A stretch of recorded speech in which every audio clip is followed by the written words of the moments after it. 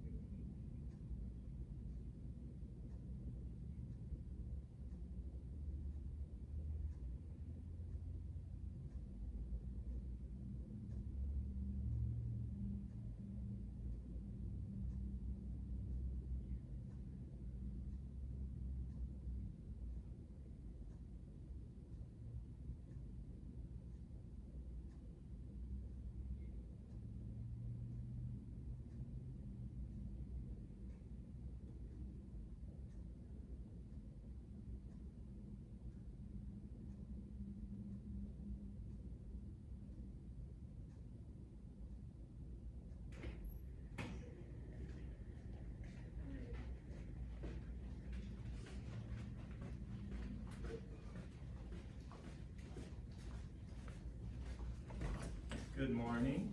Good morning. Good morning. How's everybody doing? Pretty good. How are you? Good. I appreciate you coming in.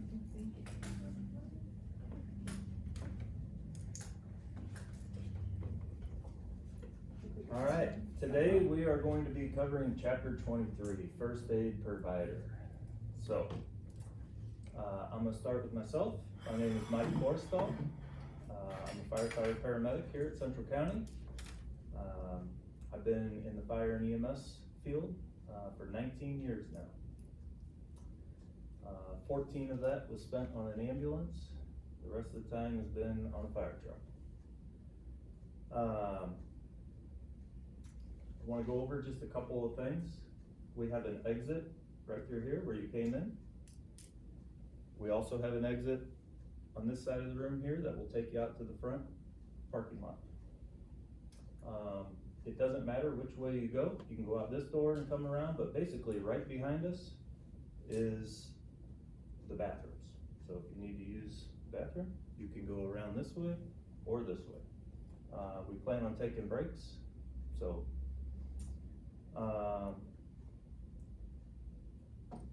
can you guys introduce yourselves? We'll start with you. I'm Bridget. I'm Haley. I'm Eli. I'm Shelley. Well, good morning. Good morning. All right, so I'm going to start here with, we're gonna go over some of the objectives that we're going to cover today. And we're kind of gonna just scratch the surface on many different topics, okay? Not really doing the deep dive into any one particular item. First is, we're gonna describe the role of the fire service in providing emergency medical care.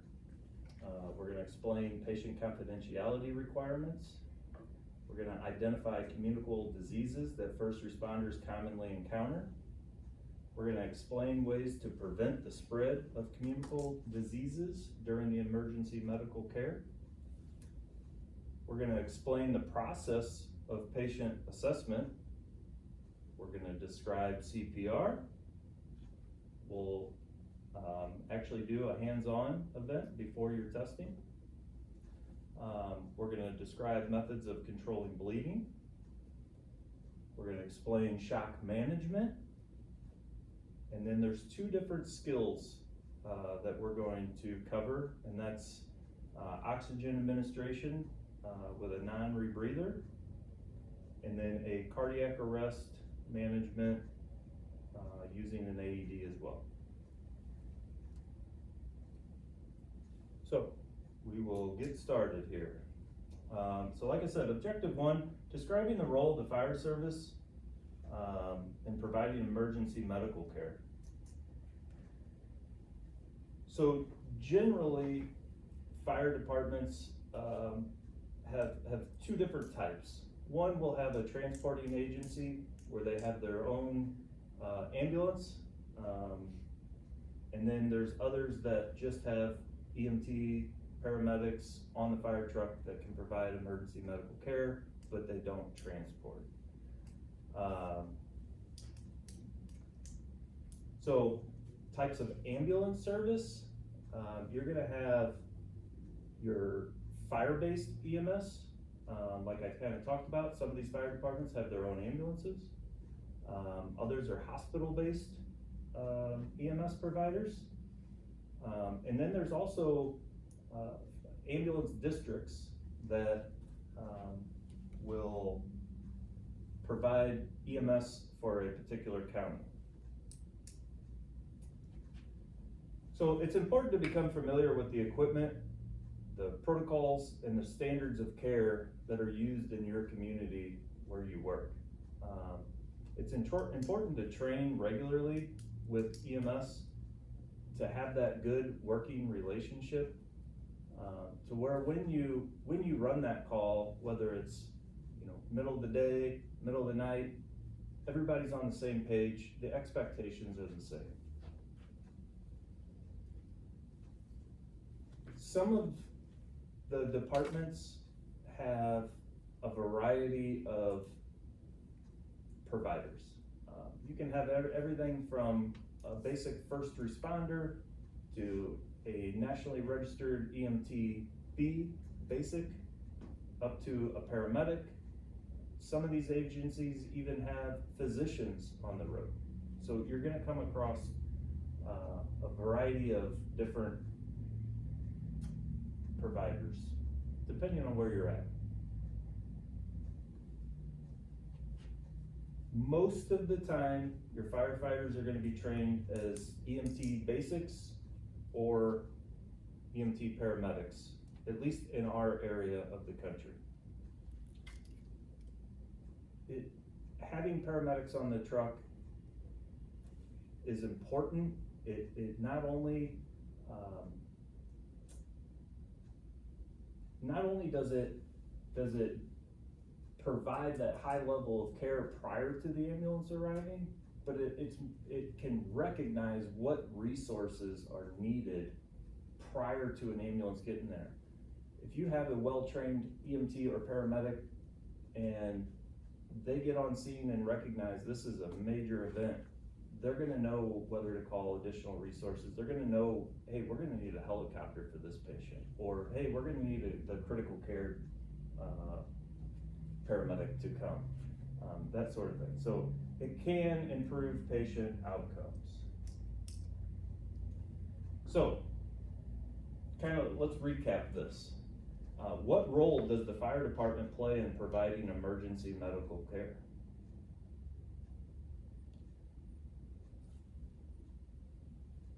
Pre-hospital training, or pre-hospital treatment.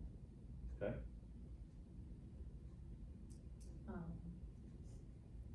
Anybody else have anything? They get there sooner, they can call for additional resources. Right. It's important to train with the EMS, they work well together. Right. Okay. What level of emergency medical care does the fire department provide in your jurisdictions? I think just EMTs in mine. Mostly EMTs? I'm thinking. Some paramedics. So, Here at Central County, there's paramedics on the truck. yeah, we Two have of both EMT basics and EMT paramedics. Like I said, in this particular area of the country, most of the time, that's what you're gonna run across. We do have, our ambulance district who has a lot of different skill levels as far as, they have critical care on the road 24/7. They have, their own medical director, who is on the road many days as well. So sometimes we'll show up and we'll have a physician on scene, which is just Yeah. awesome. In Lincoln County, we have volunteer fire departments. And so they're just trained by basic knowledge, not really. Yeah, True and I EMT. think many times in those departments, you're gonna have firefighter, paramedics that work elsewhere who live in that community. So you may end up with having a paramedic, even though it's a volunteer department, and they may not have the resources as far as the ALS equipment and whatnot, but they do have a paramedic on staff. So we're gonna talk about patient confidentiality requirements. HIPAA is very important. So HIPAA, which is the Health Insurance Portability and Accountability Act.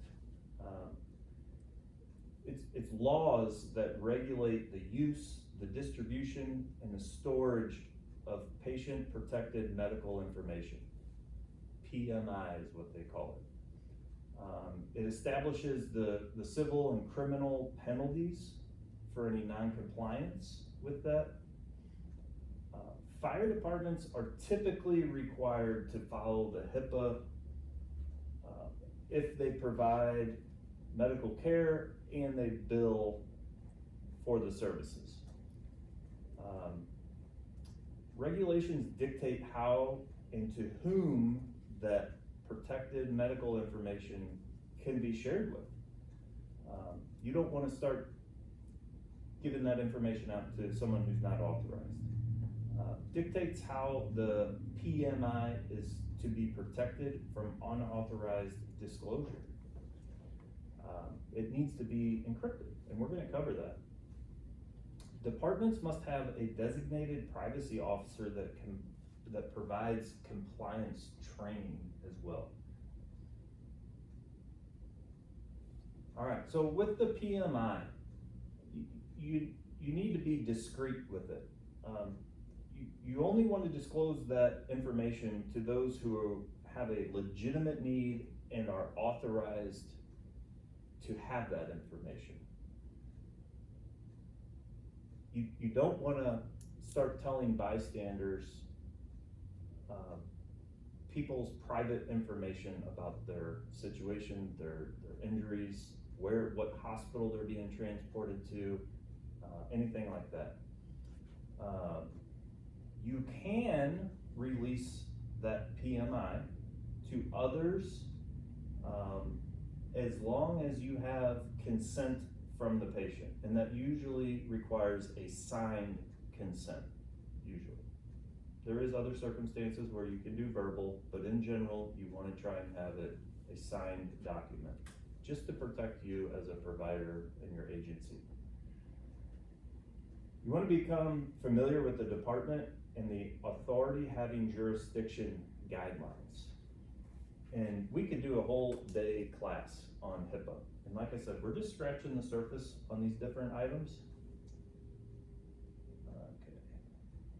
So, what we just talked about, who has the right to access the patient's medical information? First responders. So people who are involved with the scene, right? Okay. Anyone else? The patient? Well, yeah, the Only patient. Those are authorized. Yeah, So those who are authorized, that's the important key.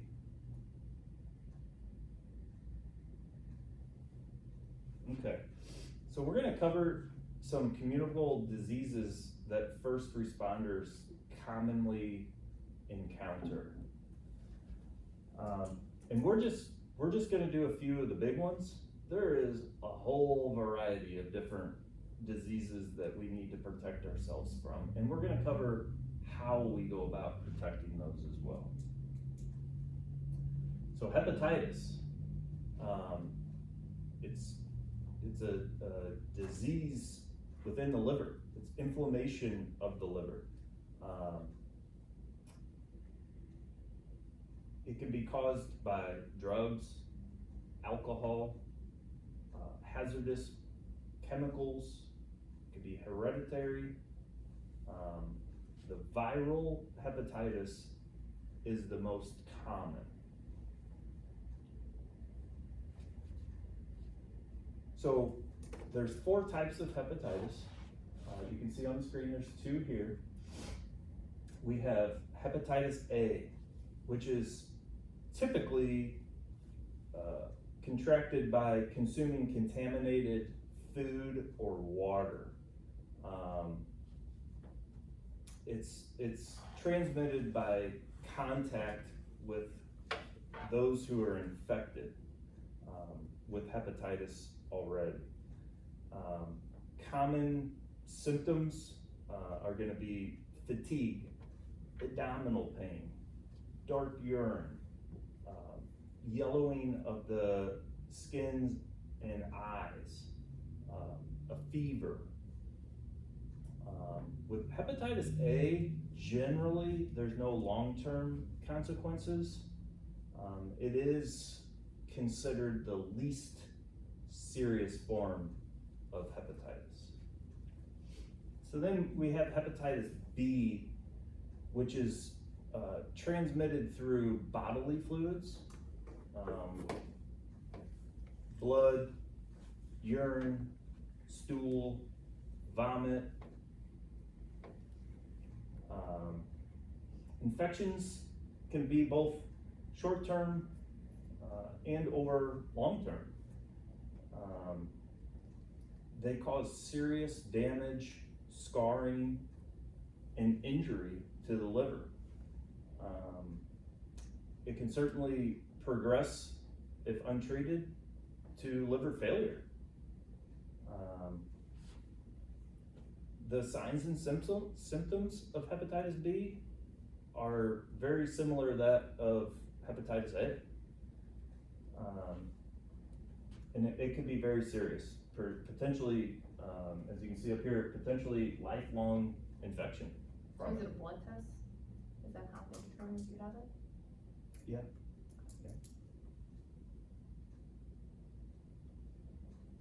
And then we have hepatitis C. Again, transmitted through bodily fluids. With hepatitis C, individuals can go many years without exhibiting the symptoms of it.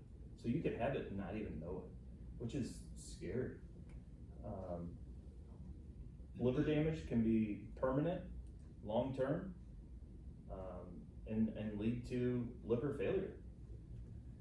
And then there is a hepatitis D. You don't hear much about hepatitis D. It's pretty uncommon. It only occurs in individuals that are infected by the hepatitis B, which is interesting to me, but it basically takes hepatitis B and makes it significantly worse. So, I'm gonna get to it later in the slides, but does anybody know which hepatitis they have vaccines currently available for? That's not saying A. They do? B. A and B. Yeah, good job. We haven't even gotten to that. You guys have it. Okay. So, vaccines are available for hepatitis A and B. They are currently working on a vaccine that's in development for hepatitis C. And all first responders, firefighters, paramedics, EMTs, should be get the vaccine to protect yourself from these infectious diseases. Is it optional? It depends on the department you work for. Some are more strict than others. Does this department have it? This department does not require it, but they highly recommend it.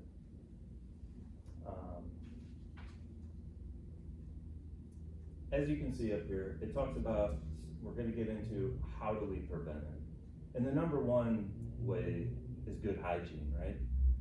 Washing your hands thoroughly, using your BSI, PPE appropriately. Another disease that first responders need to guard against is tuberculosis. It's generally airborne, it's very contagious, it affects your respiratory system, it's a bacterial infection. It's, like I said, it's airborne, so if someone's breathing on you, coughing, sneezing, vomiting even, any of those methods are ways for you to contract it. Because of the way that it's spread, it's definitely more prevalent in high density living areas where you're closer to people. It's considered active when the individuals exhibit signs and symptoms that are correlated with tuberculosis. And here they are: fever, fatigue, chills, weight loss, painful breathing, a productive cough that's just not getting better. Those are all signs and symptoms of tuberculosis. Easily confused with the flu. It is, Respiratory. yeah. Good observation. So, we talked about using our BSI, our PPE, to take precautions, to protect ourselves from it. The use of an N95 mask is your best action to protect yourself.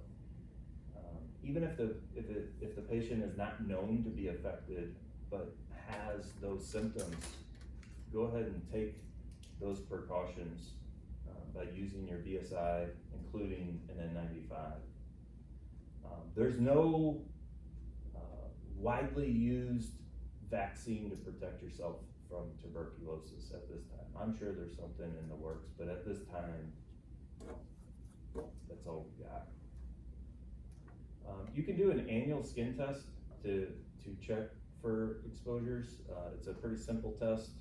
They basically inject underneath the skin, and then they'll read that site 24 hours later to determine if you've had an exposure or not.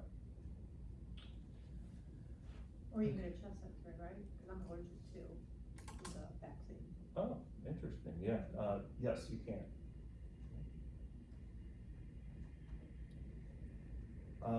Okay, so another one here is HIV or AIDS.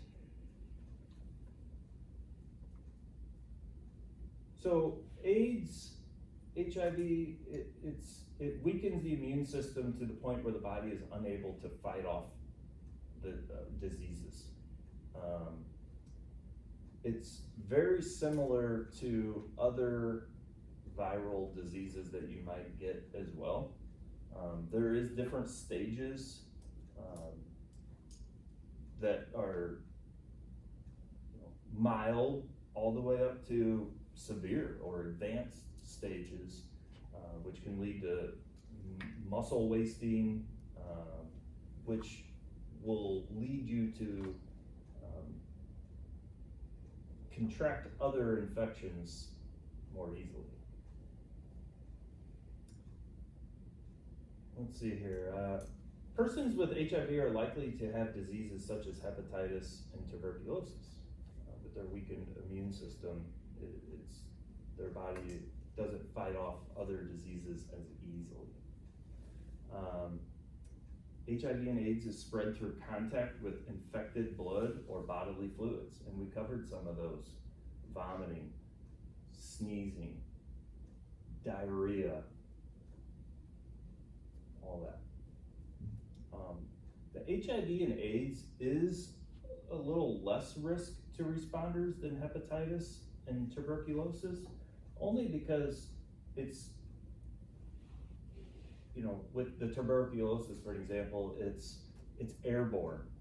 Somebody could inadvertently sneeze near you and you have it. Whereas HIV and AIDS is going to need actual blood contact or bodily fluid contact to enter your body for it to actually, for you to contract it. And that's why it's important as first responders to use your PPE and your BSI precautions on all calls, even if it's unsuspecting. It's important.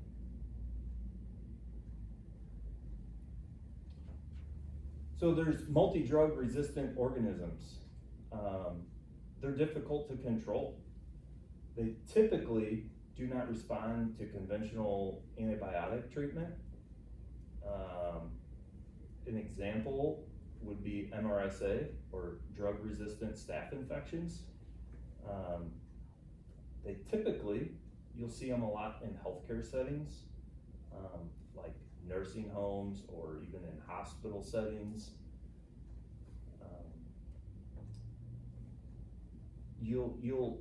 The initial clue is going to be, like an example would be skin abscesses. These infections do spread easily, and again, very important that we use our PPE and BSI precautions to protect ourselves from being exposed. Like I said, we're just scratching the surface. There's a lot of other diseases out there: influenza, the H1N1, the bird flu. There's things that we don't even know about, truthfully. that are, even, how about COVID-19?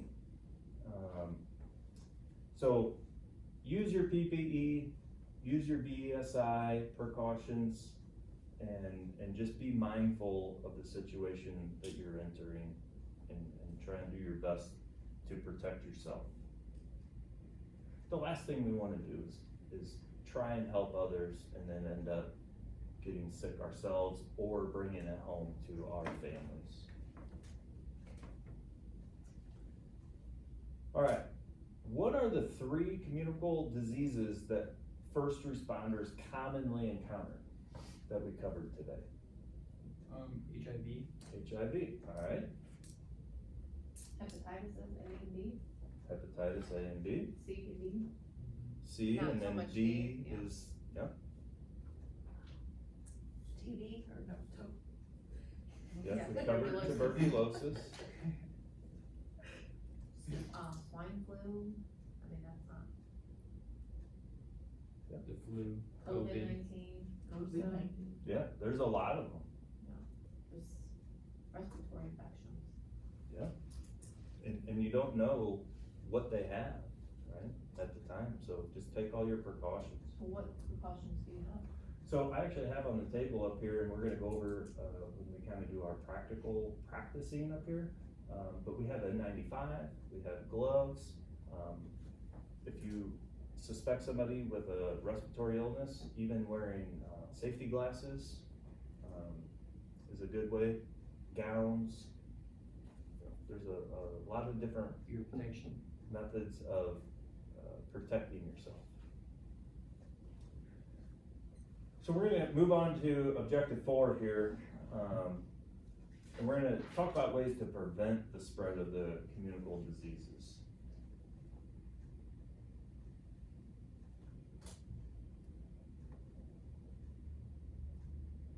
Getting your different vaccines, ahead of time. Don't wait till you get sick, cause then they don't work, right? So your hepatitis, your influenza, your MMR, tetanus, are just different examples of vaccines that are available, that you should get, to help protect yourself. The symptoms may not always be obvious, and so to reduce the risk of infection, identify the signs and symptoms of these common diseases so that you can recognize them. Make sure that you always have your PPE. When you're doing your morning truck checks, make sure you have gloves and masks and safety glasses and gowns, that sort of thing. Make sure you have it on the truck and that it's the appropriate size for you. Do any of you, does your departments require you to get fit tested for your N95s so that you know what size you wear? Yeah, that's good. Because, you know, it does you no good if it doesn't seal correctly, right?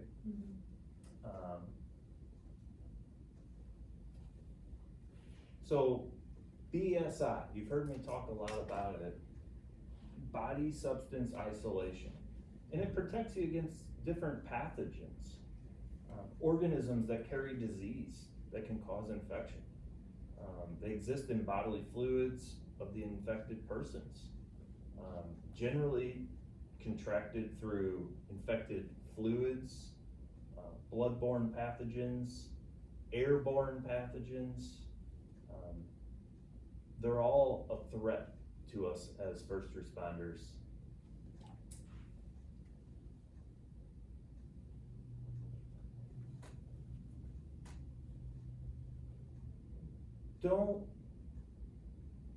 Like I said, make sure that you have the appropriate sized protective equipment for you.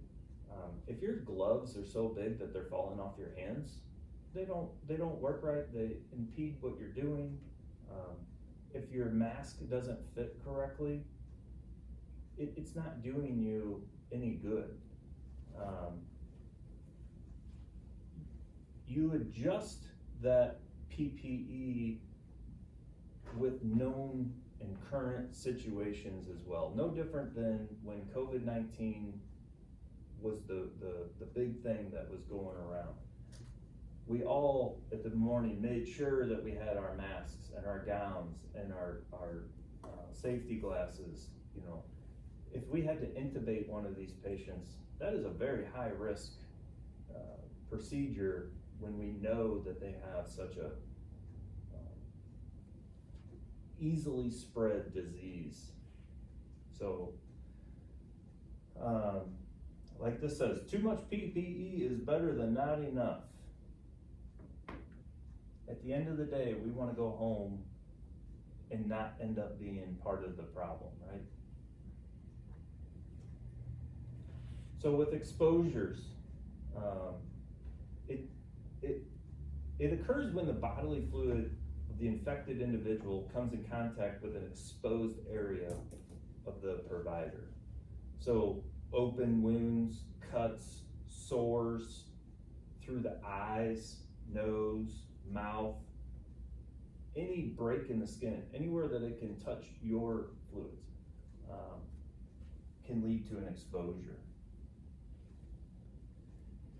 So take all necessary protection, hygiene, good hand washing, obviously the proper use of the PPE, proper disposal of it. It does one thing if you wear all of it, but if you take it off in the wrong order or inappropriately, you could inadvertently expose yourself after the call is over. So these are all things that you need to train and practice ahead of time. The CDC is obviously a good source for you to get information on these different diseases as well. So we touched on hand washing, but it greatly reduces the disease transmission. You should wash your hands frequently, before calls, after calls, anytime you get something on your hands, before you eat, before you try and get an eyelash out of the corner of your eye. Make sure you wash your hands with soap and warm water. Obviously pay attention to the soiled areas between fingers, under fingernails, where it can easily stay there when after you wash. Even washing all the way up your wrists and forearms, using scrub pads or different methods. It should be a minimum of 30 seconds. And then also the use of alcohol-based cleaning, like hand sanitizers, when hand washing is not available. It's important. We pretty much always use gloves. They should be used anytime you have contact with a patient, or even after you're done dropping off at the hospital, when you're cleaning the back of your ambulance. You know, make sure you're wearing gloves, protect yourself. You gotta watch out for latex allergies. There's a variety of different glove types and manufacturers that can offer you options if you do have an allergy. If you're on a scene with multiple patients, you know, you should have extra gloves with you, because if you're treating a patient and say you're gonna wrap a wound, and then now you're going to, you know, tell them, okay, the ambulance is on the way, I'm gonna come over and address the injuries or the wounds on this patient. You don't wanna take your soiled gloves to the next patient. You need to remove them, put some fresh PPE on before you encounter the next patient. So there's a technique to properly removing your gloves. And we can go over that, but you'll want to place 2 clean fingers inside the glove to peel it off. And we can go over that. But the other important part is the proper disposal. If you have saturated, you know, bloody or vomit, something like that, you don't wanna just throw it in the trash can where other people have the potential of exposing themselves. You'll wanna properly dispose of it, and, you know, depending on the level of how it's soiled, even using like biohazard disposal is an option. Eye protection, we talked about it. You don't wanna get splashed or coughed on, sprayed, anything like that, especially when you're doing an airway procedure. It's just another barrier that protects your eyes, and protects you from getting contact with any of those bodily fluids. There are different options as well. If you wear glasses, that you can put different protection on your glasses that can kind of increase the safety portion of a regular pair of glasses versus taking your prescription glasses off to wear safety glasses and not being able to see what you're doing. Shields, safety glasses, you know, there's a variety of different manufacturers and types of protection, and it just kind of depends on what your department, the medical officer generally would order or see fit for the situation that we're doing. Masks. So you have surgical masks, you have N95 masks, there's different types, but they're used to protect from respiratory hazards, your airborne pathogens. Even, like I said, someone starts sneezing, coughing up blood, vomiting, any of that can splash right into your mouth. It's important to wear a mask. If you're dealing with someone who has those symptoms of tuberculosis or an airborne thing, it's important to wear your N95. Properly fitted N95, I will say. So your surgical masks typically are okay just for a bodily fluid type situation. Again, using the airway stuff, your tuberculosis, N95. Also, putting the mask on the patient, it kind of doubles your protection. If they have a mask on and they cough or sneeze, generally it will help contain that before it ever gets to you. So if you have a patient who has that respiratory illness, you know, put a mask on, assuming that they can breathe okay, they're not requiring oxygen, that sort of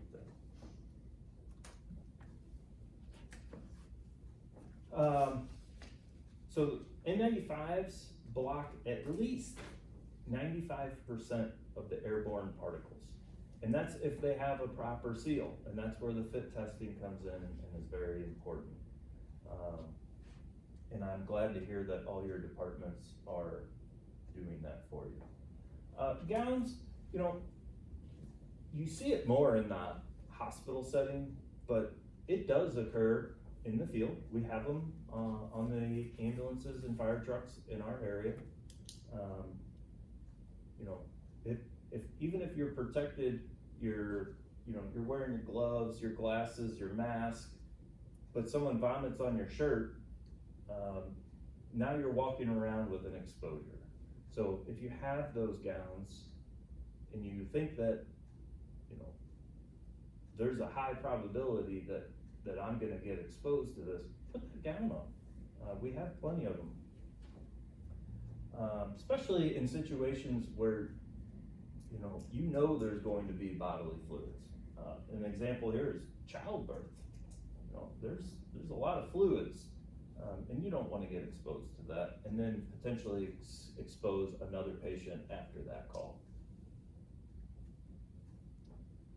Keeping spare uniforms, generally, we all have spare uniforms at work.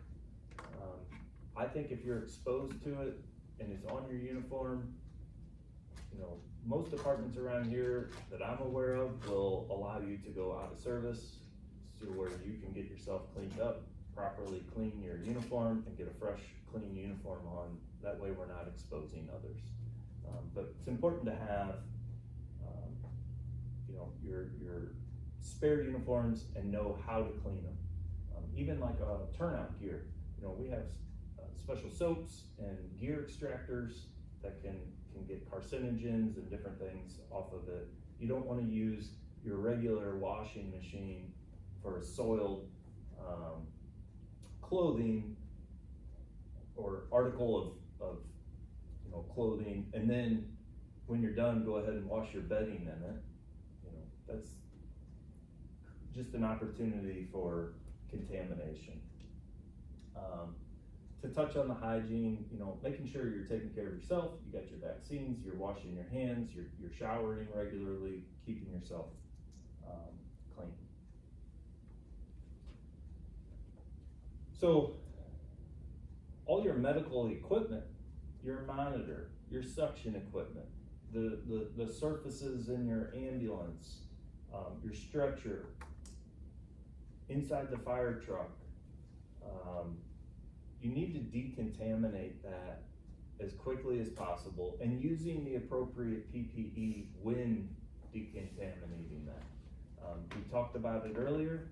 You know, you drop that patient off at the hospital, you had all your PPE on, you strip it all off appropriately, you dispose of it appropriately, but now you walk out to your ambulance and you have vomit on the floor, you have someone who is coughing and hacking up a lung in the back of the ambulance. All those surfaces need to be cleaned, but you want to make sure that you're wearing the PPE while you're decontaminating it.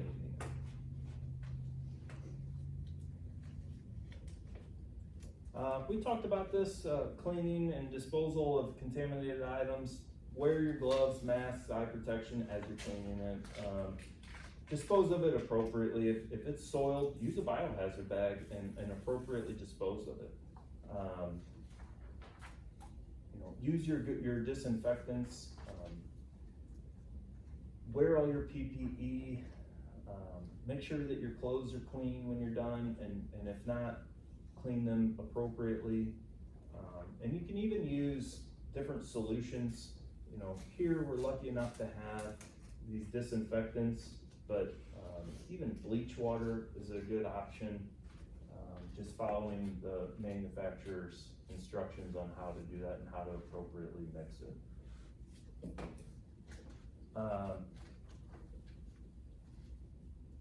Don't bring the contamination into the firehouse where we all live. We talked about it already. You don't want to wash your soiled clothing in the washing machine and then put your pillowcase in there to wash. Again, here we're very fortunate. We have a separate washer and dryer for contaminated clothing. We also have gear extractors for our turnout gear, and then we have washers and dryers in the living quarters for our personal items, so we don't contaminate. It's best to clean your clothing using those options versus wearing that home and potentially exposing your family, your children, you know, that sort of thing. I think we kind of beat that one. Make sure you're clean, make sure you're cleaning things appropriately. There's appropriate ways to dispose of biohazard, and we have those here. If you have soiled linen, soiled cleaning rags or anything like that, properly dispose of it into biohazard waste. Put your needles into the sharps container.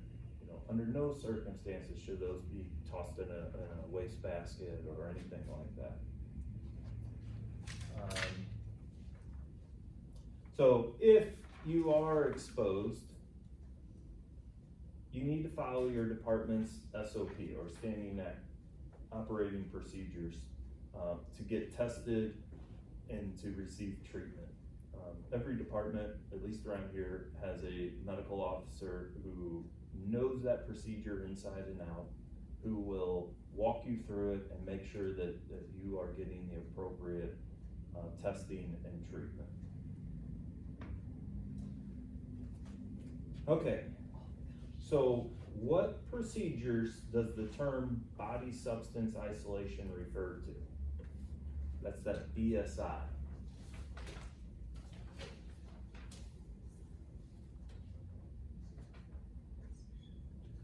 What procedures?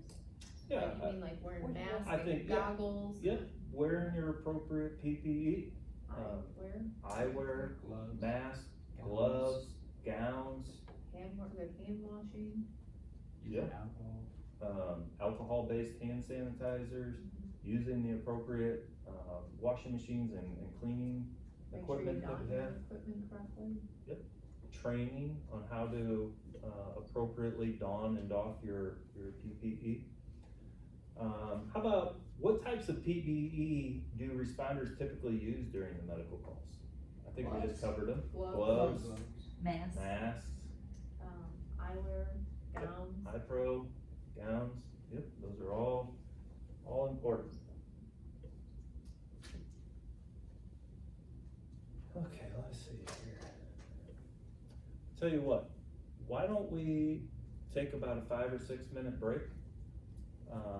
Like I said, the restrooms are right around the corner, if you need to use that. I also have a bottle of water, a few snacks over here, if you would like to partake. So it is, yeah, let's see, 10 after. Let's be back in about 5 minutes, okay?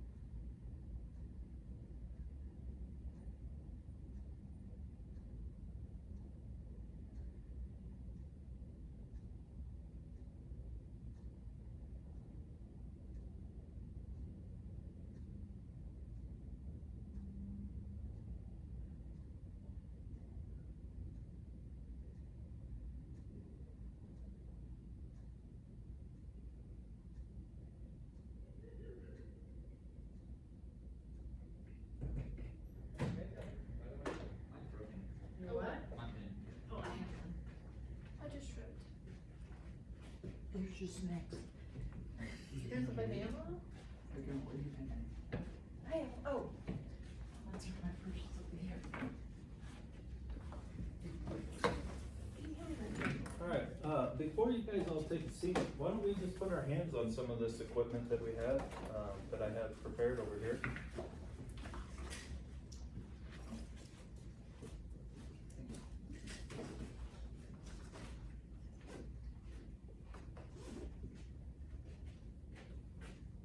So we'll pass this around. This is your N95. Now, obviously, you can see that this isn't gonna seal right on you, and that's why it's important to get fit tested, but you wanna take a look at that. While we're doing our skills today, while we're doing our skills testing today, it is important that you wear the appropriate PPE for what we're doing.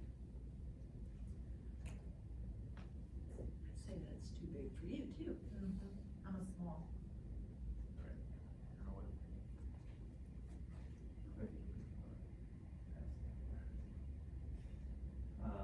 Here's different types of masks. This is what everybody wears. Gloves, you're gonna have to make sure you wear them on here. All these. And we have, yeah, so those are really good gloves. Say, yeah. And sometimes you can even like, if you have them wearing them appropriately and the needle touches them, you'll see where the outer layer gets torn and you'll see a blue through the white. You know what I mean? Yeah. Oh, what? Uh, Say, I didn't think so. yeah, those are really There good, were some good ones. really good quality.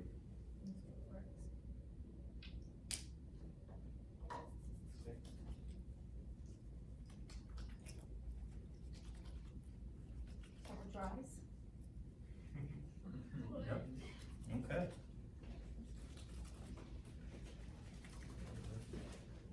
You keep running till it's dry.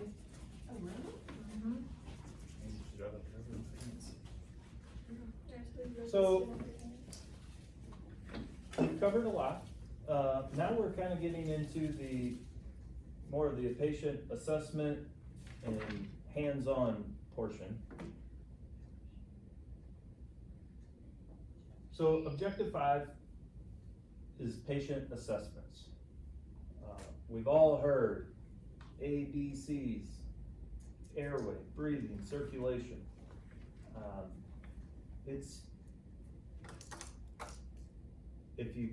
If you use your ABCs, you're not gonna go wrong. If any one of the ABCs has a problem, we're gonna have a real problem with the patient, right? So we need to address those as we find them immediately. So, is there a pulse present? And how do we go about determining that? You feel it on Yeah, you you, feel heartbeat on your You ribs. go up. Or on your Ribs, neck. Feel on your neck. yeah, you're different, whether it's radial, carotid, you'll come over to your patient. You'll say, hello, sir, can you hear me? And feel for that pulse. And then you're trying to feel, is it a fast pulse? Is it a slow pulse? Is it weak? Is it strong? So it's not just, is there a pulse, but it's important to know what type of pulse. If there's no pulse, and you can't feel a pulse, and your patient is unresponsive, what do? CPR. We start CPR immediately. That's what saves lives. That's a BLS skill.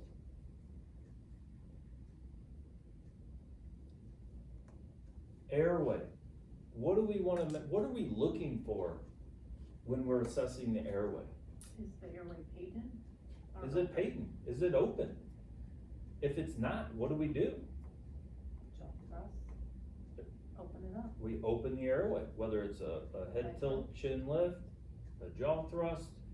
We look inside of it. We make sure that we have an airway. a patient is talking to you, we most likely assume their airway is open. If you have an unresponsive person, you can't assume their airway is open. You may need to reposition that airway. You need to assess the situation. If a family says, you know, he was laying in bed, wasn't feeling well, and then went unresponsive, there's no real concern for a mechanism of injury, right? We don't need to worry about spinal precautions necessarily. But if you find a 24-foot extension ladder and a paintbrush and the guy's laying on the ground, we can assume there might be a mechanism of injury and we need to take spinal precautions before opening that airway, right? So assessing the breathing now. How do we go about doing that? Bridget? Put your ear to the chest, watch for chest rise and fall. So we're looking, is the chest rising and falling? We're feeling, is there air movement from the patient, right? Are they breathing?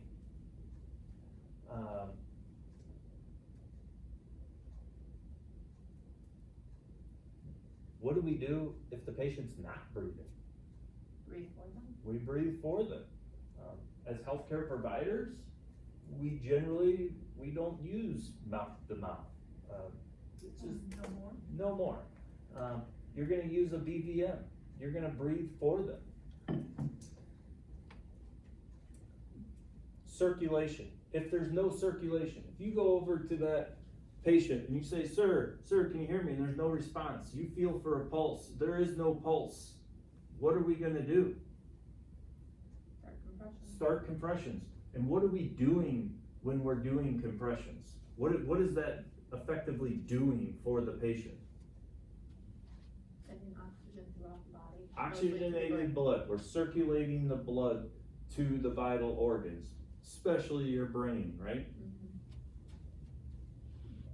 Longer times with no oxygen, the lower risk or the lower probability that we're gonna resuscitate them, but also, are we gonna be able to resuscitate them and then have function if we do? You know, it's one thing to resuscitate them and they're brain dead, but if we can circulate that blood as rapidly as we can, right from the get-go, we have a higher probability of having a successful resuscitation and they have quality of life after the event. When you're checking for a pulse, how long do you check for that pulse? No more than 10 seconds. No more than 10 seconds, yeah? And why is that? Because you don't want to be off the chest that long. Right, because if they don't have a pulse, if you try to feel for it for 30 seconds, that's 30 seconds that there's no oxygenated blood being circulated. So feel for the pulse. If there's no pulse, start CPR. So why do we feel for a carotid pulse over a radial pulse in an unresponsive person? If you're unresponsive, radial pulse is farther from it, and you're compensating. Body's pulling all the blood to the center. To the core, right? So you may have a pulse, but you just don't feel it in the radial because it's under 80, you know. So, or your pressure is under 80, not your rate. So this says, just because a pulse cannot be found at the radial artery does not mean the patient is pulseless. So we go for the carotid. If there's no pulse, we Start CPR. start CPR. Okay, so what do the ABCs of patient assessment refer to? Airway, breathing, and circulation. Airway, breathing, circulation. When we talk about the airway, what are we looking for? Is it open? Is it patent? Yes. Breathing, what are we looking for? Is his chest rising? Yep. Chest Is rise it and fall. adequately breathing? Yeah. right? How are they breathing? How are they breathing? Is it very shallow? Is it slow? Is it rapid? We're looking for that. Circulation. We're feeling that pulse. What are we doing when we're assessing that pulse? What are we looking for? Is their heart beating? Is it beating? Is it beating fast? Is it beating slow? Is it beating slow? Is it a very weak pulse? Is it bounding pulse? No. Okay, CPR. Probably the most important important thing that we can do in a apneic pulseless person. This is what saves lives. It's not the advanced skills, it's not necessarily the ALS skills that you do as a paramedic. It starts with CPR. So important. So when the heart stops, you're not going to be breathing, you're not going to be circulating oxygenated blood. The cells begin to die. You're not providing the oxygen necessary to survive. There's a whole variety of reasons why you could be pulseless. Did you have a severe wound and you bled out and there's no blood to circulate the oxygenated, to all the organs?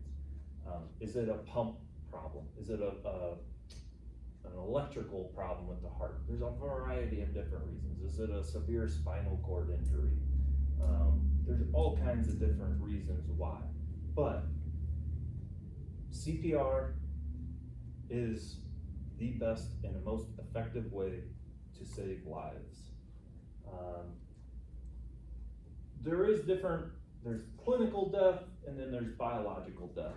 So biological death is basically, it's to the point that the organs and brain, the heart, it's at a point where it's irreversible. There is no saving them. And we're going to talk about that a little bit later on. When you arrive on the scene of one of these patients and you look at them and you know that there's no survivability, you don't want to start a resuscitation knowing that there is no outcome to it. It's not good, and we'll touch on that. So layperson CPR versus a healthcare provider CPR is different. They're teaching it these days for the layperson. We're not doing 30 and 2. We're not giving breaths. There's no good reason for a layperson to give mouth to mouth. It's not worth the risk. When you're doing CPR on somebody, it is moving air in and out of the lungs, which will oxygenate the blood. So as a provider, we have the ability to use a BVM and provide some additional oxygen supplementation, but it's for the layperson, hands-only CPR is what they call it, totally fine. As healthcare providers, we are going to ventilate the patient and oxygenate them. So like me, I would just do the questions, no breath. Correct. Okay. What's the rate for that? So good question. 100 to 120 compressions per minute. So So two it's- compressions per second. It's pretty rapid. But when you're doing it, you want to make sure that you're doing effective CPR to the proper depth. What's that? 2 to 2.5 inches. And then you're going to want to make sure that when you're doing that CPR, you actually let the chest recoil all the way. As the chest is recoiling, it's going to allow the chambers of the heart to refill with blood. It's kind of like, I'm trying to think of a good example. If you have a sponge and you squeeze out all the water, but if you don't allow it to open all the way back up, it's not going to reabsorb all the water, right? So you want to, you don't want to just keep pushing on a sponge because it's not going to ever get any more in it. Same thing with the heart. You wanna do good, effective, push all that out, and then allow it to reabsorb the blood. So recoil is just as important as the compressions. So when you're doing manual CPR, you are forcing blood through the vessels to the vital organs. You are circulating that blood by doing it. Obviously the heart is not working, someone else is circulating that oxygenated blood to try and keep the brain and different vital organs intact. Survivability, the numbers are incredible. I think recently somebody had told me if it's more than 6 minutes without CPR, your chances of survival go down tremendously. It's like 9%. Yeah, it's like 9% survivability, something like that. I don't have that data right in front of me, but whereas versus if you started CPR right when that person stopped, their chances of survivability are up near 50%. It's a significant improvement. There's different techniques and ways of doing CPR based on the size of the patient, whether it's an infant, a child, an adult.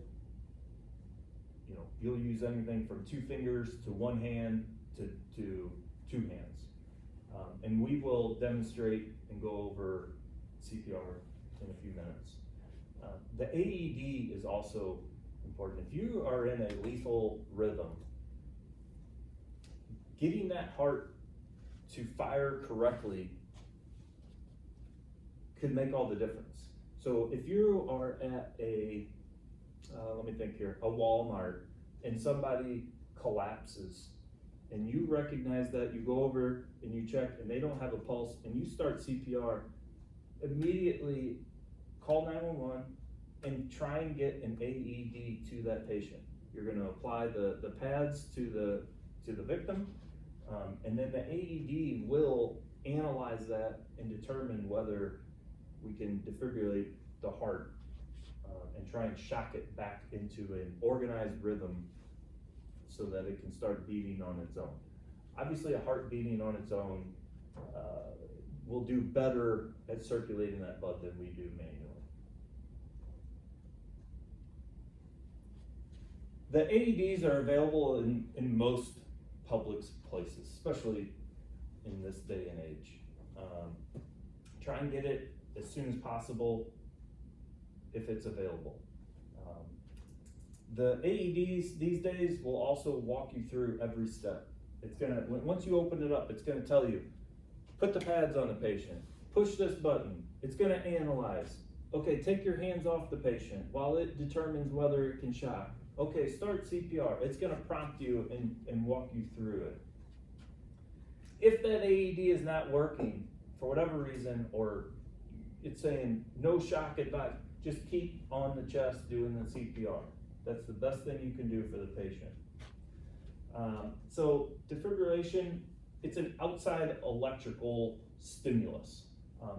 It's going to try and take that lethal rhythm and convert it back to an organized rhythm where the heart can beat and provide blood flow to all the vital organs. Using an AED is different than using a cardiac monitor off the truck, where we as paramedics can look at that and say, this is the rhythm, this is what I'm gonna shock at. An AED analyzes it and does it all internally. So there is a chance that you will put it on a patient who is pulseless, apneic, and it says no shock advised. It means that they're not in a rhythm that needs a shock. But as a paramedic with a cardiac monitor, you're gonna look at that and make that determination whether you're gonna shock that or not.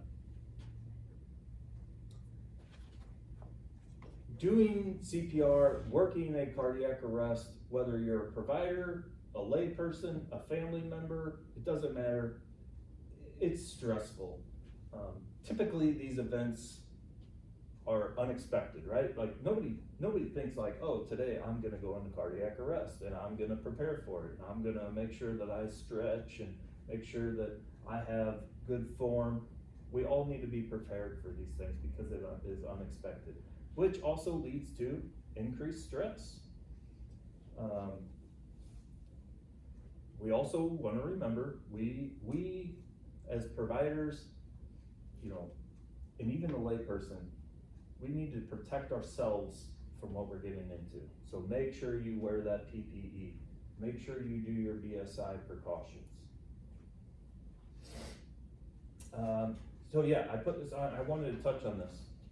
CPR should not be administered to those with signs of irreversible death. If you show up, and it doesn't matter if it's a small child, if it's grandpa, it doesn't matter. If they have signs of rigor mortis or irreversible signs, don't start a resuscitation. It only causes more problems.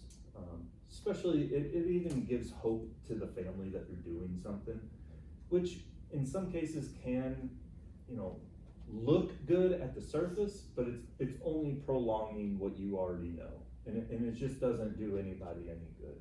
So if you come across that and you recognize there is no saving this person, then don't start resuscitation. We talked about it already with the layperson CPR. You know, it's just hands only. You don't need to be putting your mouth on some stranger's mouth and potentially exposing yourself to a disease or getting vomit in your mouth or blood or whatever the case may be. Hands only. You will circulate enough oxygenated blood to keep that person, or to give them a chance at survival.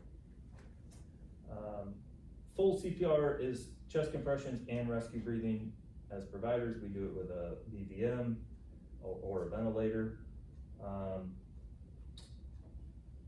It's important for all of us to go through the CPR training and make sure that we're up to date on any changes, make sure that we're doing it effectively. Because if you're doing it wrong too, and say that you're using your muscles versus coming over the top, you're going to wear yourself out, which means then you're not going to do effective CPR. So proper form is important. So doing a training, although you go, man, I've done CPR training every 2 years for the last 20 years, it's good.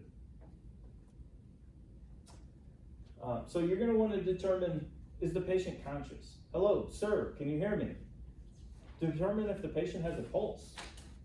So if you come up to the patient and you say, sir, can you hear me? And there's no response, and you check and you feel for that pulse and there's no pulse, start CPR, but you need to notify the 911 system, activate the emergency response system, and get those people coming, because you're going to get worn out. You're going to eventually be doing ineffective resuscitation if you're there by yourself for too long.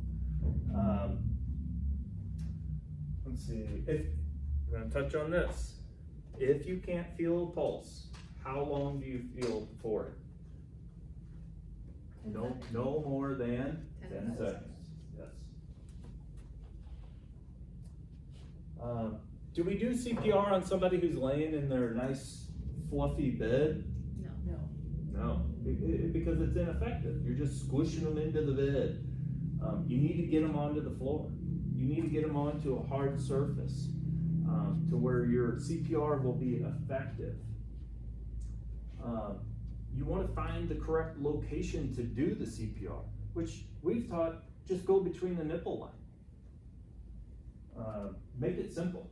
Go between the nipple line, put yourself over the top of the patient, keep your arms straight, and start your CPR at a rate of, we We covered it, 30 to 2, 32, but a rate of 100 to 120. 100 to 120, that's what I was looking for. So let's do a quick stand up and show me how, we'll come over here to the table and I want you to show me how you do effective CPR.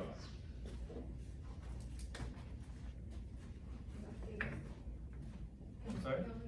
Yeah, absolutely. It's kind of tall. Are we doing for anyway? Hey, are you okay? So what were you doing just there? Just oxygen, checking for a pulse, looking to see if the chest is rising and falling. Yep, so you And want to it's listen not? to you? Okay. So one hand on top of the other. How deep are you gonna go? 2 inches. 2 to 2.5 inches. At a rate of 100 to 120. So that's pretty quick. But the other thing that we talked about was it's important to come on down and try, and you're gonna see how quickly you can get fatigued doing this. Yep. So you're looking for the chest rise, you're feeling is for any breath. Go to the top, right between the nipple line. And you're gonna do CPR. And we're making sure that we have good recoil coming all the way back up. And so I think a lot of the EMS, like 911 dispatchers will have like a boop, boop, boop, and it'll help you keep along with the proper rate for doing your CPR. And if you see somebody doing CPR and you say, Eli, I need you to speed up. I need your rate is a little slow. You know, make sure that you say that. And do it respectfully, but do it, because if they're not doing effective CPR, then what are we doing? Nothing. Ain't working. Okay, so we've determined that there's no pulse, they're not breathing. And now we're doing CPR.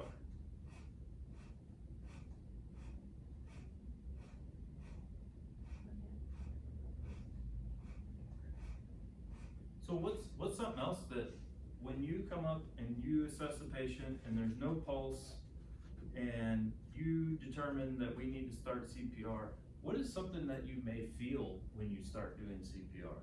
The ribs breaking. Exactly. And you should not let that discourage you from continuing. It's part of the process. It means you're doing effective CPR. Get count on broken. Yep, you can heal from it. So let's see here. We'll just leave this down here for now. We'll just make sure all this equipment is here. And we'll just leave that there for when we do our skills.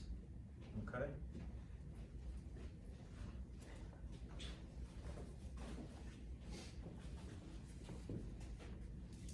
We just talked about needs to be on a hard surface. Moving them to the floor, get them off that mattress. Don't do CPR on their living room couch that's a nice cushion. Proper technique, straightening your arms, using your body weight over the top like that, versus if you have your arms bent and you're using your arm muscles, you're gonna get fatigued much sooner than using straight arm down. So it says align your shoulders directly over your hands. You're getting that weight over it to where you're using your body weight to be effective. Going straight down. You don't want to kind of do it at an angle. Straight down, and it will lessen the fatigue. 2 to 2.5 inches. You know that it's hard to judge that, but you'll just kind of know. We've all done CPR as providers. Just you'll feel it. But generally you're shooting for that 2 to 2.5 inches. We talked about chest recoil. Allowing the recoil certainly allows the blood back into the heart, so then your next compression will circulate blood. If you don't allow that recoil, when you keep pushing, there's just nothing more occurring. So recoil is just as important as the compressions themselves. This says breathe twice into the victim's mouth while holding the nose. We don't do that anymore, and they don't even teach that for layperson. As a provider, you'll use the BVM, and you'll do your 30 compressions, If and you then have two people. and then if you have to, Right. yeah, and then we're gonna ventilate with a BVM, not mouth to mouth. How often do we rotate rescuers in a CPR, in a resuscitation, I should say? Every 2 minutes. Every 2 minutes. And why do we do that? Cause you don't get tired or wore out. Yep, you don't wanna get fatigued, worn out. If we're worn out and we're not doing effective CPR, we're not doing any good. What would be something that could happen that would make you stop doing CPR? Pulse. If they have a pulse, if they regain consciousness, if they open their eyes and they say, ow, ow, ow, I would stop, right? No, if the AED arrives, you do not stop during the cycle, you finish it. Finish your cycle and then put the AED on. And you can continue doing CPR until the AED prompts you to stop so it can analyze. Okay, while performing chest compressions, it is often common to hear or feel patients' ribs break due to the pressure. While the sensation is not pleasant, is it a sign of quality compressions and should not discourage you from continuing, right? I think we covered that already, but it is just part of it, and don't let it discourage you from continuing. Doing that CPR is what's gonna save that patient. For children, for the most part, a lot of the technique, things are very similar, but there is some different technique, I guess is what I'm trying to say.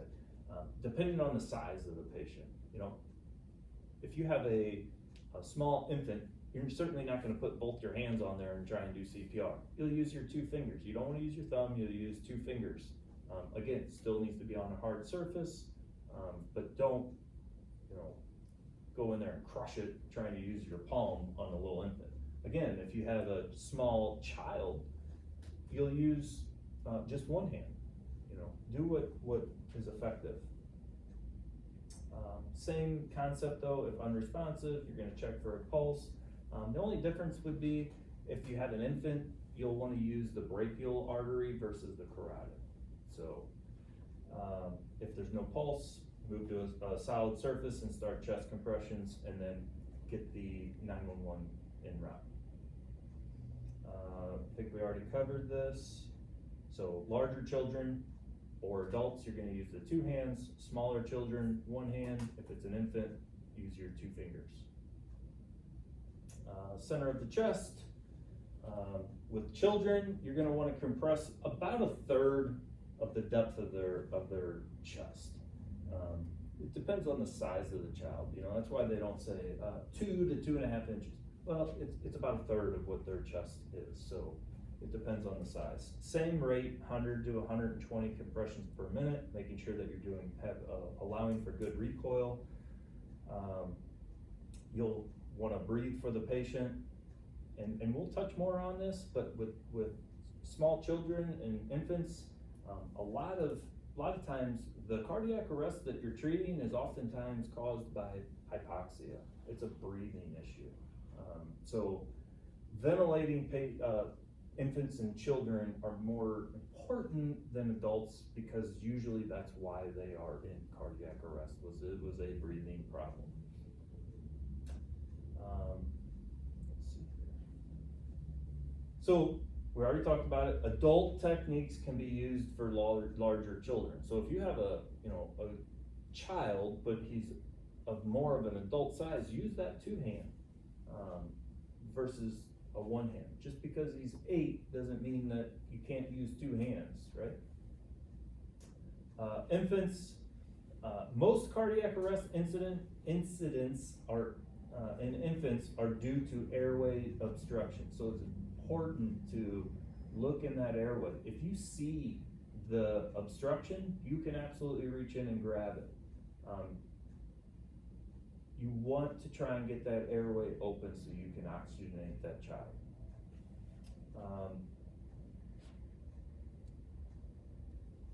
Same thing, you don't wanna check for, even though you're using the brachial artery on an infant, you're gonna want it no more than 10 seconds. If you can't feel a pulse in that 10 seconds, start chest compressions. Call 911, get the additional resources to the scene. You're gonna use your fingers for infants, rate of 100 to 120. With chest compressions on an infant, you're looking at about roughly 1.5 inches, or about 1/3 of the depth of their torso. You're gonna wanna, continue and complete your cycles of CPR, then you can check for a pulse. And you'll continue doing that until the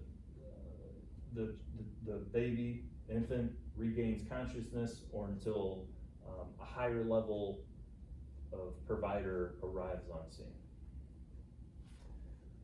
What is the purpose of performing chest compressions?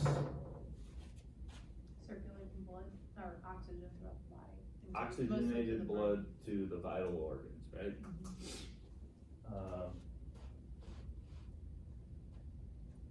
Just kind of go over real quick the differences in doing CPR on an infant, a child, and an adult. Well, an infant, you can do your 2 thumbs or your 2 fingers. Yep. Young children, it's gonna be one-handed, Those 2 hands. All right. but still in the center of the chest. And 120. So we've covered most of these, but discontinuing CPR. If the patient wakes up, if they start saying, ow, ow, ow, stop, right? If the patient is breathing on their own, then they most likely have a pulse, right? How often do you check for a pulse? We do it after every 2 minutes. 5 cycles. Or 5 cycles, yeah. If a physician or higher level provider tells you to stop, then that would be another option. Cardiac events are emotional, especially for the family and friends of the patient. People react to situations differently. Sometimes you'll see a different phases of grief. Sometimes it's anger, sometimes it's just pure, like they're questioning things. There's anger, questioning, denial, yes, thank you. And it's important to treat these people respectfully. They may have just lost a loved one, or you don't know what everybody's going through. So try and be calm and respectful with them. So as a review question here, at what point do you discontinue CPR? We covered some of them. If they wake up and Yeah. screaming. Oh, when they have a pulse. If they have a pulse. The physician tells you to cancel or stop. All right, very good. Alright, describing methods of controlling bleeding. Blood transports oxygen and nutrients to the cells. You have to have circulation to be alive. If you're bleeding out and there's nothing to circulate, you can't transport oxygenated blood to the cells or to the organs.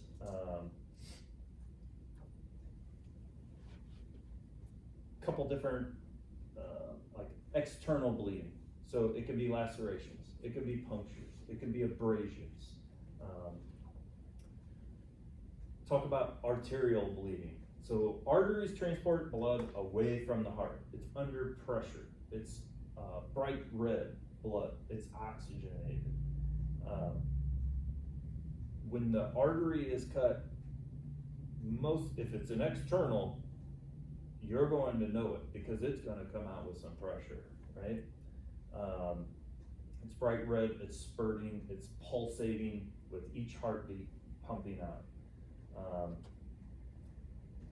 As you lose more blood, that pumping is going to decline because there's not as much in there to pump out. The pressure is less. These arterial bleeds are difficult to control. It's a true emergency, and they need to get to a surgeon ASAP. Veins are, they bring the deoxygenated blood back to the heart or to the lungs to get oxygenated. So the venous side of the system is a little bit slower than the arterial. The blood is darker. When you have a vein that's been cut, it's more of just a steady, bleed. It's more or less just pouring out versus spurting out. So, and they're a little bit easier to control than an arterial bleed. And then you have capillary bleeding, which is between the veins and the arteries. It's let's see.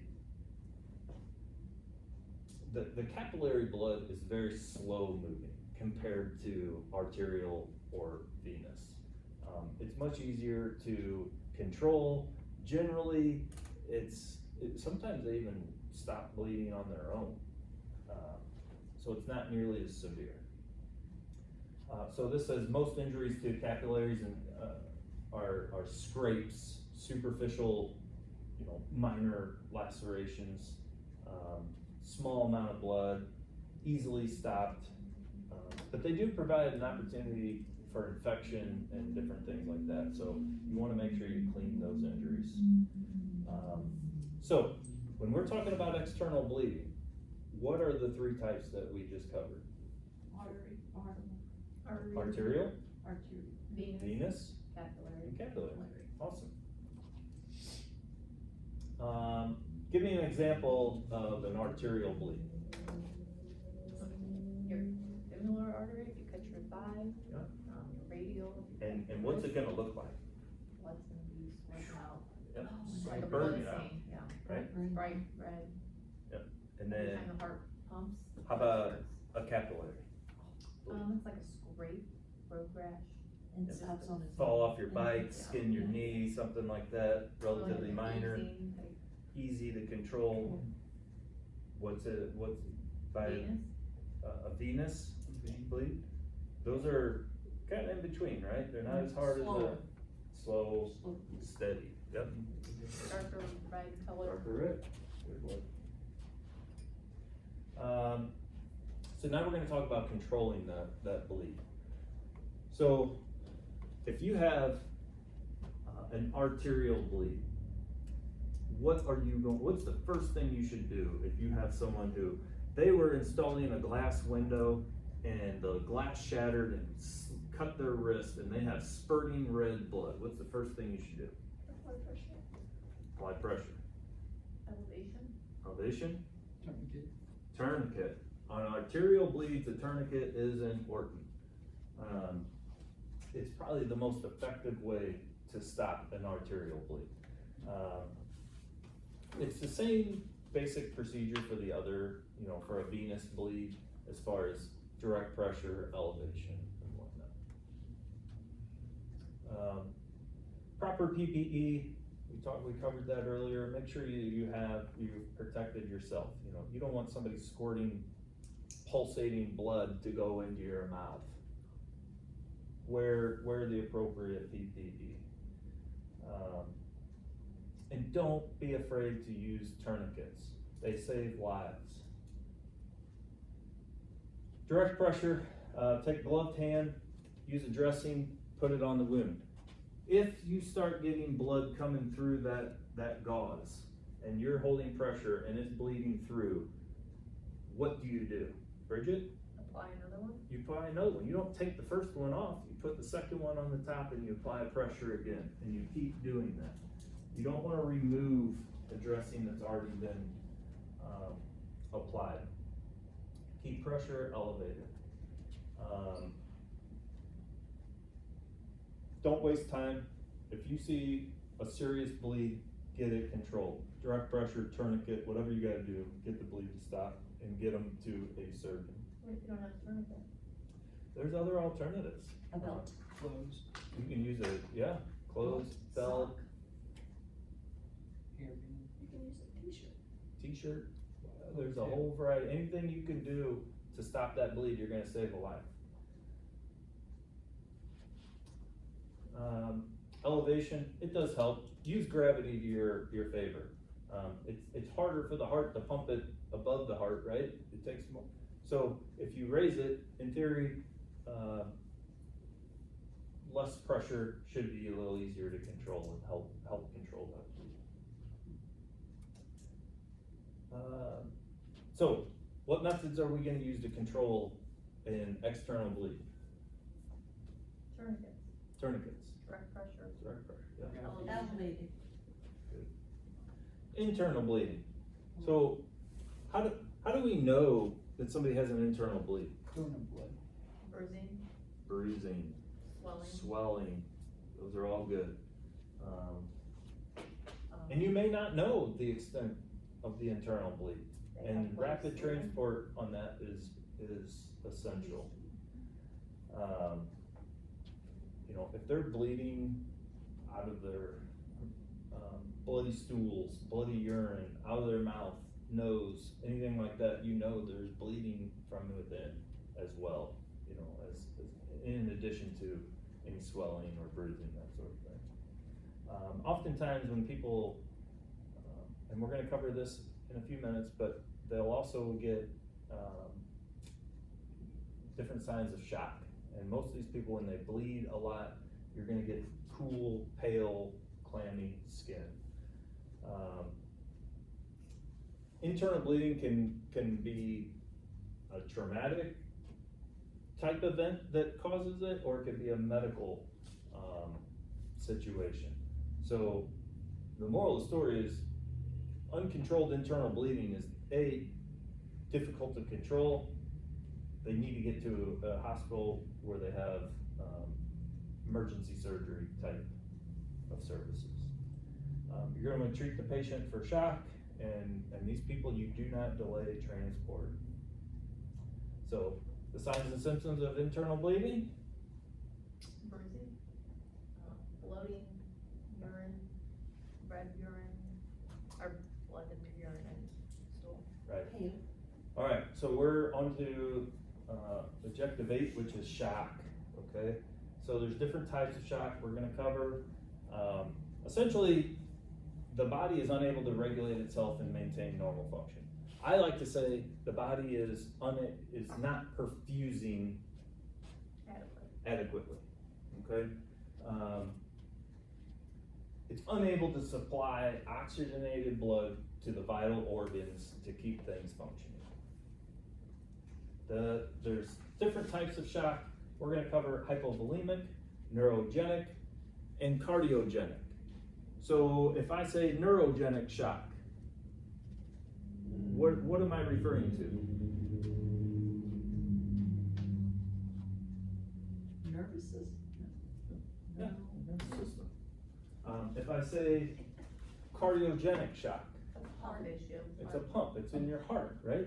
Your If it's hypovolemic, we don't have enough fluid for the pump to work, right?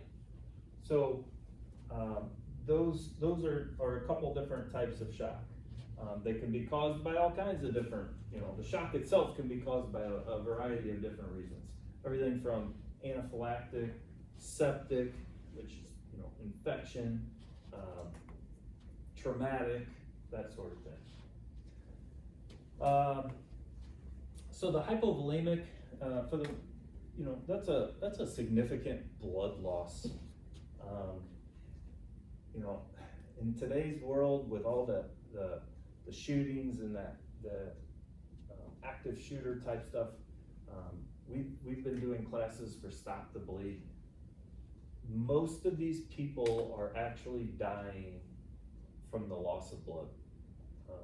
The injuries could have been, surgically repaired, but they didn't get that opportunity because they bled out. So that's why we just go pretty much in these traumatic situations, go to a tourniquet if possible, and just get the bleeding to stop. Use that direct pressure. Do whatever you gotta do to stop that bleed. Cardiogenic, we mentioned it's a heart problem. It's a pump problem. It's not circulating the blood. You could have different reasons for that. Everything from having a heart attack. The actual heart muscle is weak. It could be from an infection. There's different reasons why your heart is weak, but if it's a pump problem, it's cardiogenic. Neurogenic shock. So when you have a spinal cord injury or something like that, your body is unable to control the diameter of your blood vessels. So therefore it can't adjust your blood pressure the way that it wants to.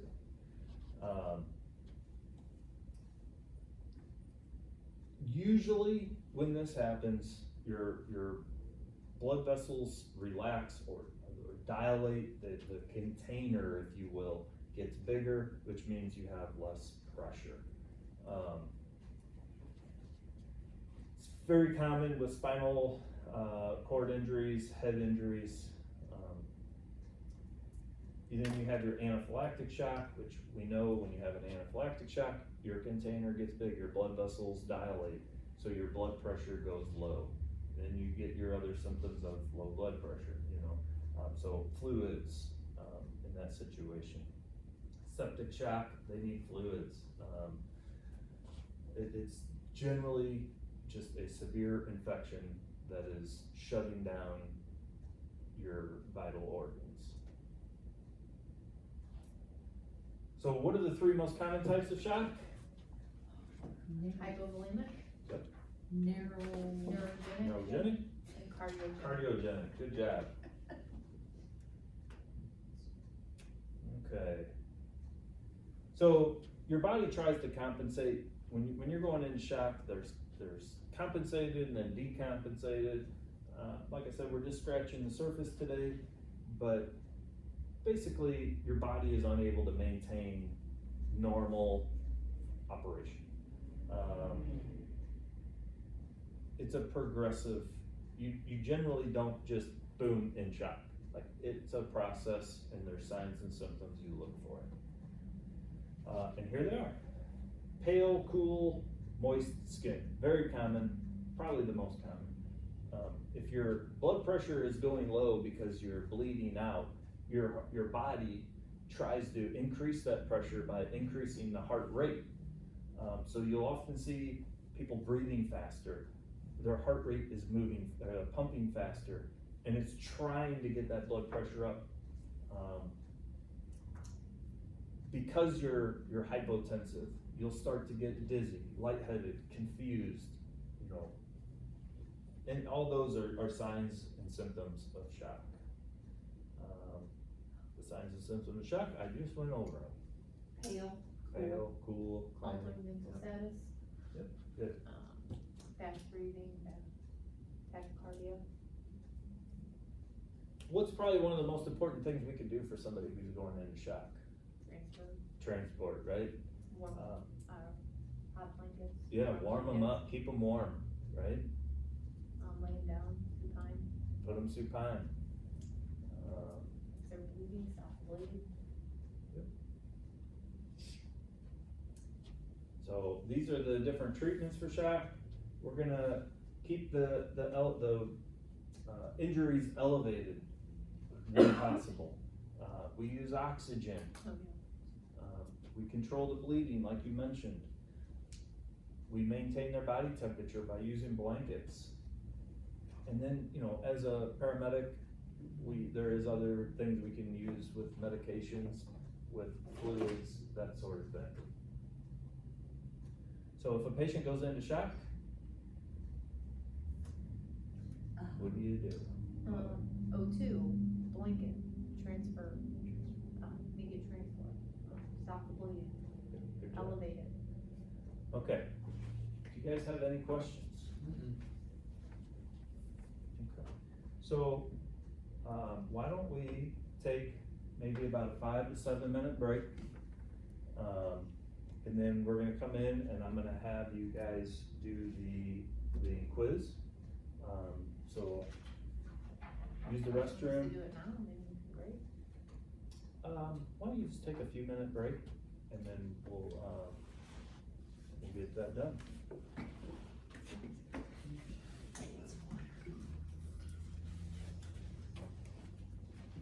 There's some bottles of water on here. Yeah, there's bottles of water, some snacks over there if you'd like. I have coffee available.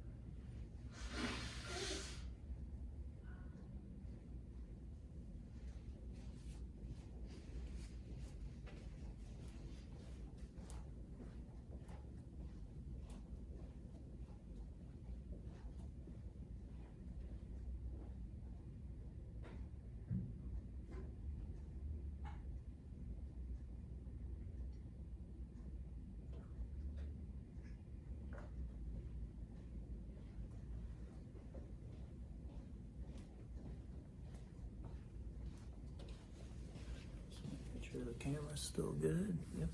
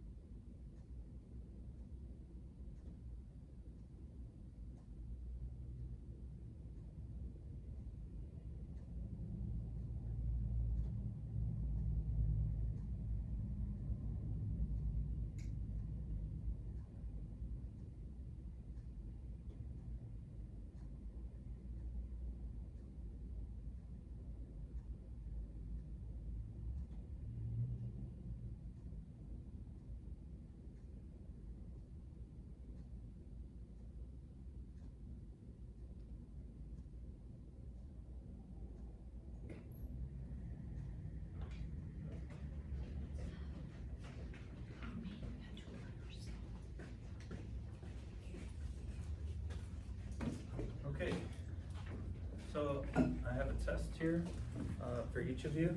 If you can put your name and the date, on the top, and then take as much time as needed for the test. Once you're done taking your test, turn it into me, and then you guys can go out into the bay. And when I'm done grading them, I will come and get you.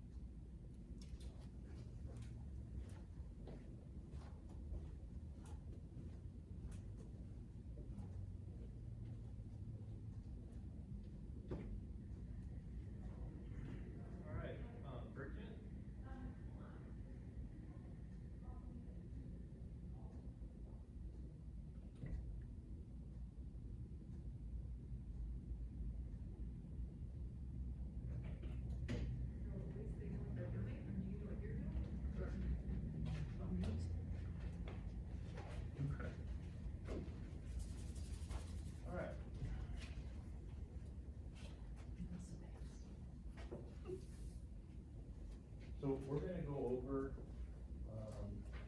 the oxygen administration and the cardiac arrest management.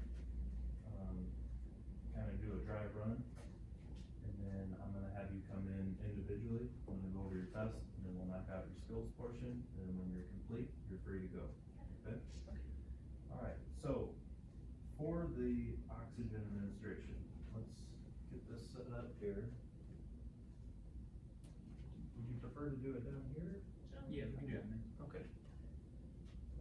So, here's your equipment here. So, with any patient, what's the first thing that we're gonna talk about? BSI, BSI, is your scene safe? gloves on. What's next? We're gonna need to make sure that we have, All our equipment. Yep. So we have our O2 tank, mask, and and reservoir. then we're gonna go through the procedures of using the O2 tank, setting it up to put a regulator on it for our non-rebreather, right? Clear for debris, and attach it. And you're gonna check pressures. Leaks. You're gonna listen for any leaks. And then you're going to use the primary breather to attach to the regulator and apply it to the patient. But before applying it to the patient, we wanna make sure And no pulse? No, that the bag is unfilled. that we fill the bag. And we adjust the regulator to what? 50. 15, right? More No than less, 10. no less than 10, but generally 15. And then we put it on the patient, right? Okay. Let's go through that real quick. Bridget, would you wanna just demonstrate for us? Absolutely. PSI is my seat. Do I need to put gloves on for this? We will for the actual Okay. testing procedures, but we're Yeah. just kinda verbalizing and, BSI is my scene safe. Yep. Alright, I have my appropriate equipment, I have my O2 tank, my reservoir, or I'm not reservoir, non-rebreather and my regulator. So just check, make sure I have my O-ring in there, okay? And I open this, the debris, it's clear. Going to look for the two holes in here. Get in there, push it in. Snug, okay. Snug, and I'm going to open it up all the way. Like that. Check that I have pressure and that I don't have any leaks. Touch my non-rebreather to the Christmas tree. And then turn it on to 15. I'm going to pre-fill my bag. With closing, put my finger over the top. Once it's filled, I will snug it tightly to my patient. alright, very good, you can shut it down.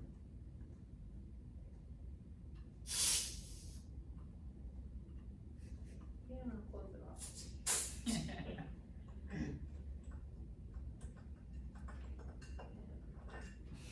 Alright, I can start breaking that down, and, we're gonna just kinda do a dry run scenario, for the cardiac arrest management next. Are we really getting stuff oxygen? So, hey, here, are you okay? No response. You get the AED, you call for additional EMS, and check for breathing, and watch for chest rise and fall for no more than 10 seconds.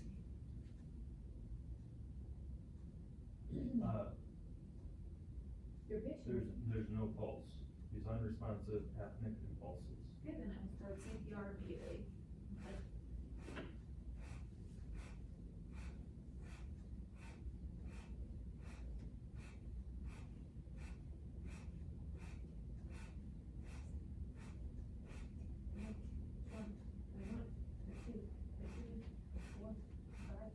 Really good recoil, you're doing good CPR. 30.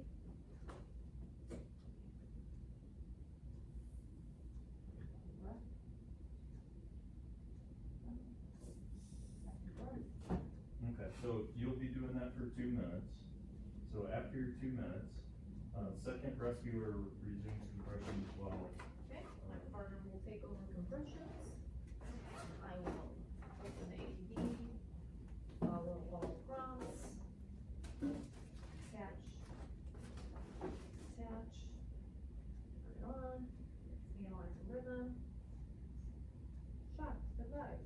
Everybody clear, clearing,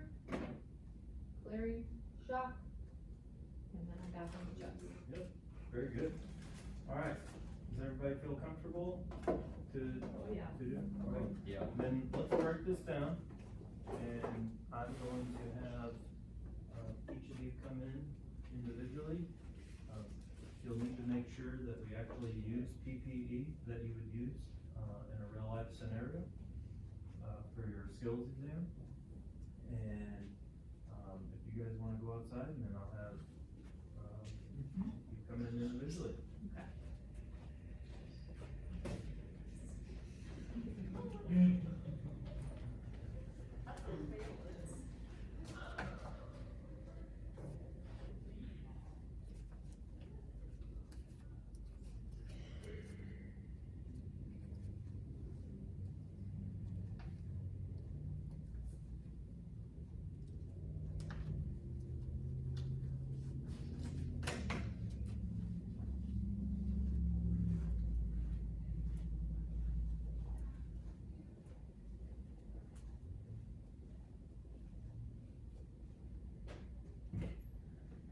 Alright.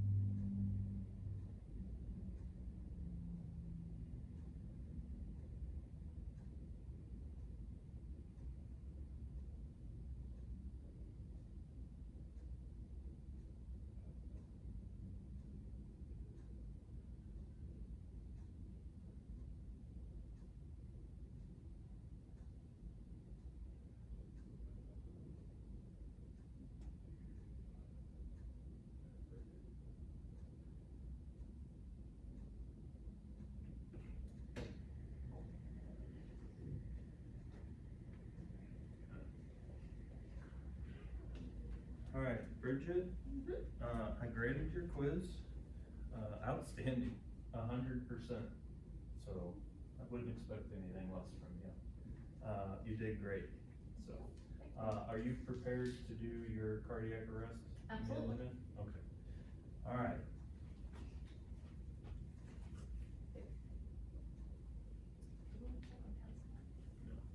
Okay, I got it. So, BSI, we're doing the cardiac first? We're doing cardiac arrest. Okay. So let me read you the instructions here. This is your skill portion for the cardiac arrest management with an AED. You can start when you are ready. Alright, BSI 19 safe? Yes. Hey, are you alright? No response. You get the AED and you call for additional resources. Gonna check for the pulse and watch for chest rise for no more than 10 seconds. Your patient has no pulse, is unresponsive, apneic and pulseless. Alright, I'm gonna start compressions at a rate of 30 to 200 to 120 per minute. Okay.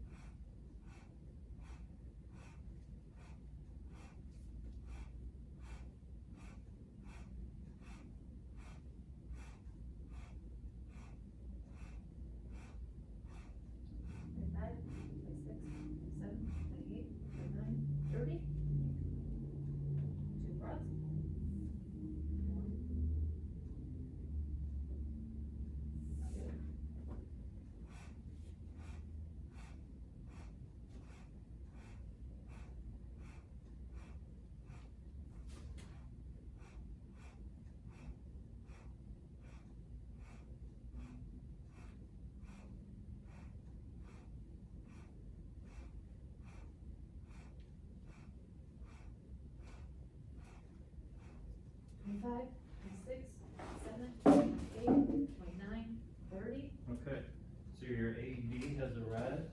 1, 2. Alright, I'm gonna have my partner take over compressions while I get the AED hooked up. Okay. I'm going to turn on the AED and apply the pads. Okay. Analyzing data, okay? Shock advised. Okay, everybody, clear patient, clear patient. Charging. Shocking, clear, clear. And once it's shocked, I start compressions again. Alright, very good, Bridget. Excellent job. You got a 17 out of 17. You did great.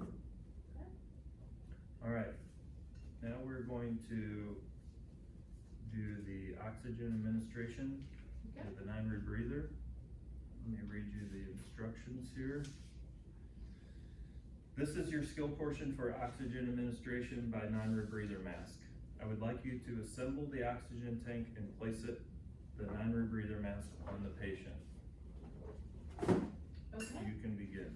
Alright, yes, I have my safe. Yes. Okay, I'm gonna make sure I have my appropriate equipment. I have my O2 tank, my regulator, and my non-rebreather. I'm gonna first start off and open up the tank just to clear any debris. And then I'm going to look at my regulator, make sure I have my O-ring. Just a minute. I'm going to attach it. Attach it in here. Make sure it's snug. Now that it's assembled, I'm gonna go ahead and open up my tank.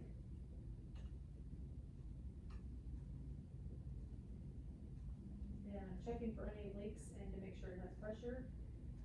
It does, and I will take my non-rebreather, attach it to the Christmas tree, turn it on at 15 liters. And then I'm going to pre-fill the reservoir bag. Once it's done, I will attach it to my patient snugly on the base. Excellent. Excellent. Alright. That's 11 out of 11. Very good. Alright, I will get this broke down. Bridget, you did a great job. If you wanna grab your belongings, and you are free to go. Thank you.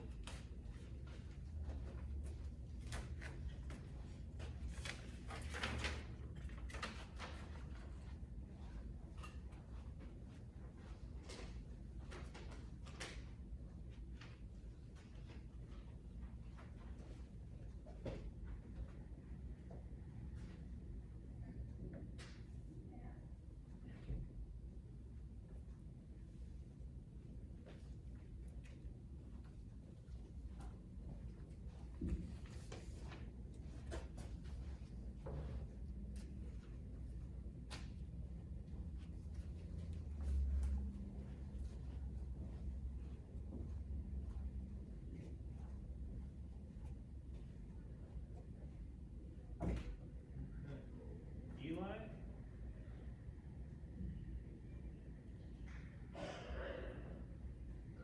Alright. Eli, I graded your quiz. Outstanding. Appreciate it. You got 100%, so job well done there. Okay, so we're gonna start with the oxygen administration. I'm gonna read you the instructions. Just a second here. You can take that off.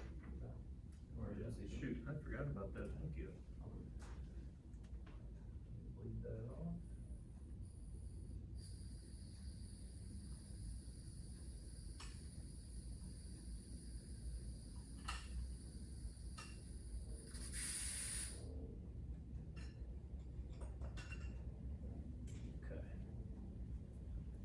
Okay.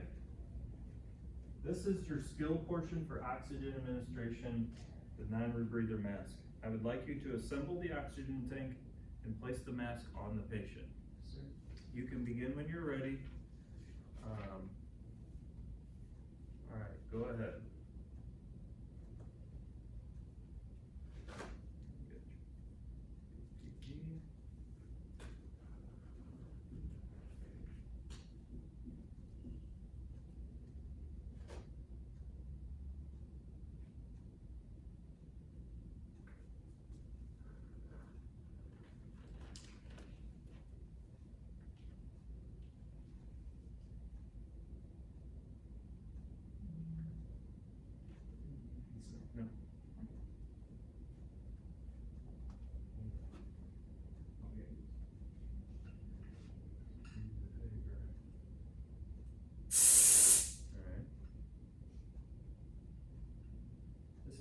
this is my scene safe. Yep.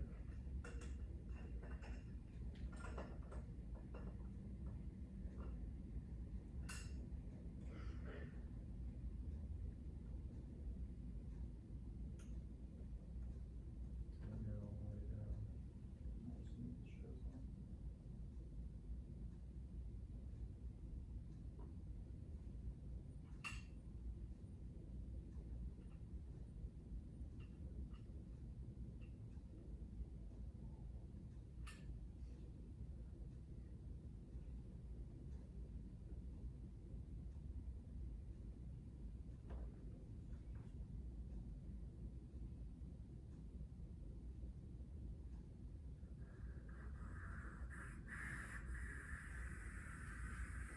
And what are you setting it to? 50.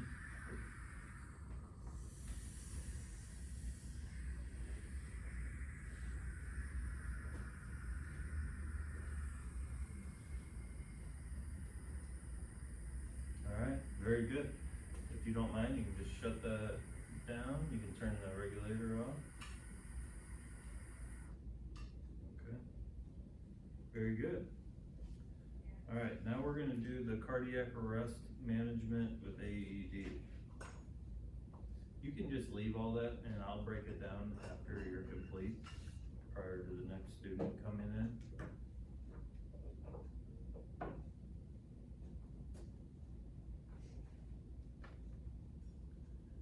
Okay, this is your skills portion for the cardiac arrest management with an AED. You can start at any time. Okay.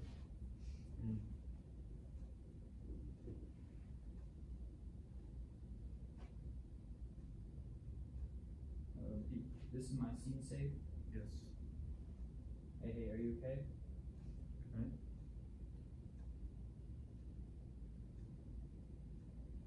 Yep, I'll grab the AED. You got it? You got the call? Yep, call him for assistance.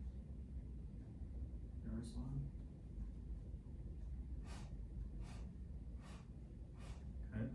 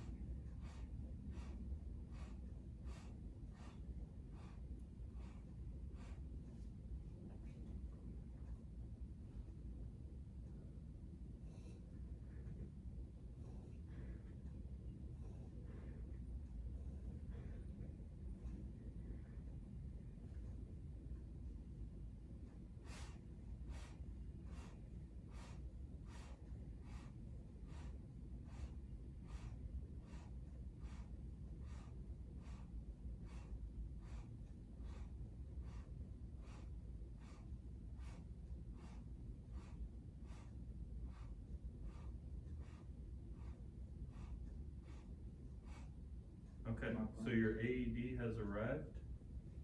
So your partner is gonna take over CPR. Yep. And you're gonna use the AED.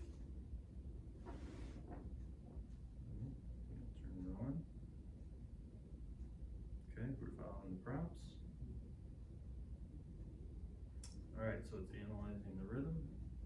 Mhm.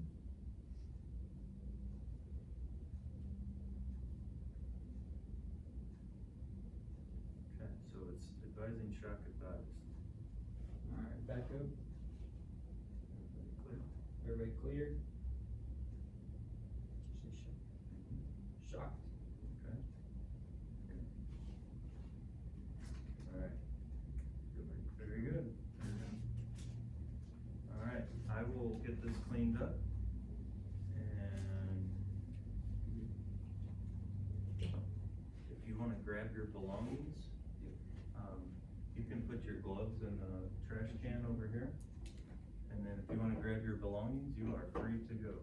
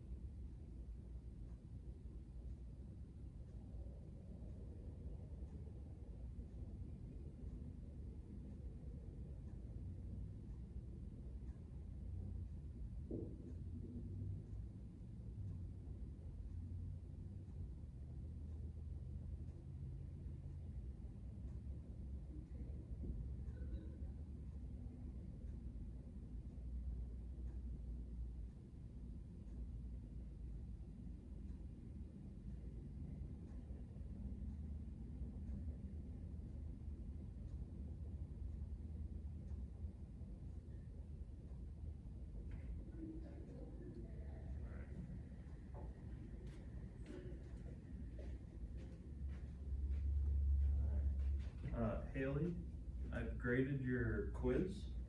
You did really well. You had 2 of them were wrong, and I'll go over them with you. It said, which would be an example of a responder using body substance isolation? So you mentioned B. When really it's D, okay? And then the second one, let's see, it's here, number 10. Patients with, it would have been arterial, not venous, okay? But other than that, you did great, okay? If you wanna come over here, we're gonna start with, oxygen administration. And I'm gonna read you the instructions.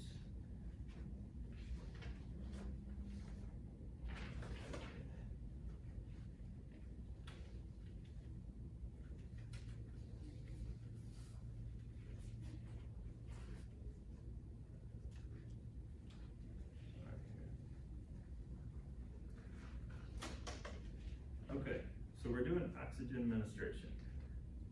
This is your skill portion for oxygen administration by non-rebreather mask. I would like you to assemble the oxygen tank and place the mask on the patient, okay?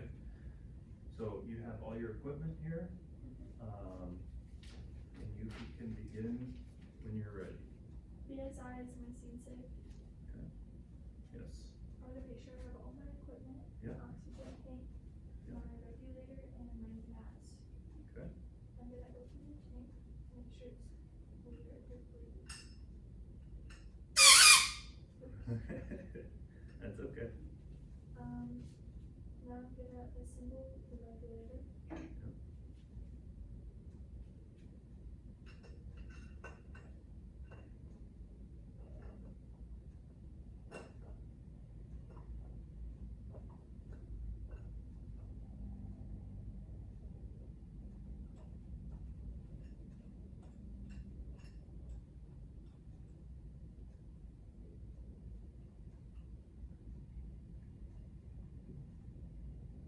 I'm gonna open the oxygen tank and check for leaks. Okay. There's none. Now I'm gonna attach the mask to the Christmas tree.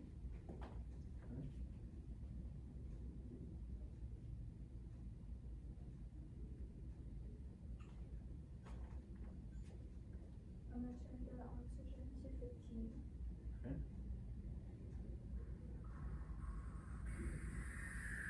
And start the, Okay. then I'm gonna put the mask on my patient. Alright, very good. Alright, if you wanna shut that down, and then, next, we're gonna do your cardiac arrest AED management.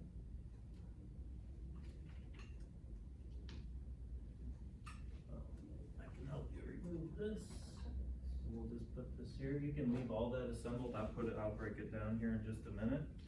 I'm gonna read you the instructions for your cardiac arrest, okay? This is your skill portion for the cardiac arrest management with an AED. You can start when you are ready.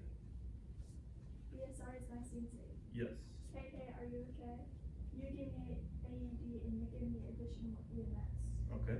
I'm gonna check for breathing and a pulse. The patient is unresponsive, apneic, and pulseless. I'm gonna start CPR. Okay.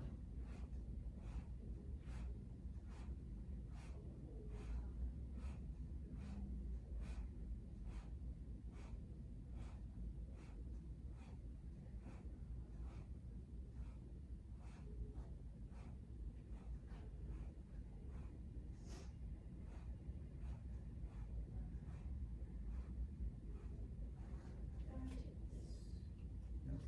Do 2 breaths.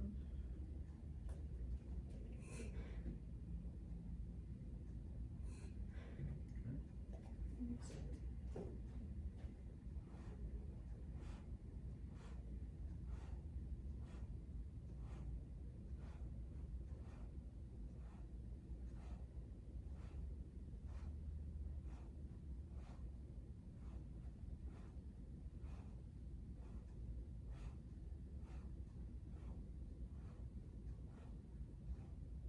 I'll do 2 more breaths.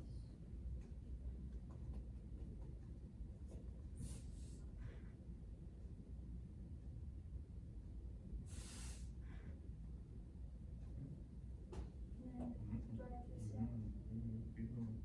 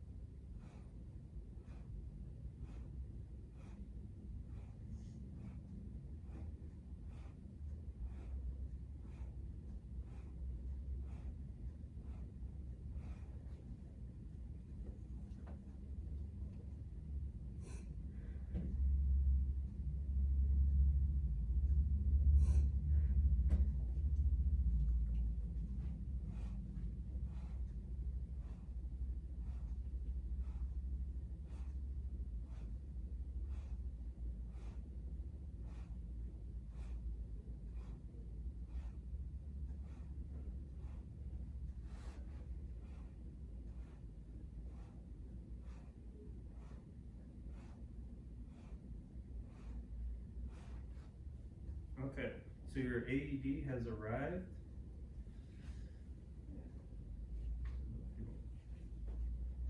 Your partner has taken over CPR and you're doing the AED. Move this all correctly.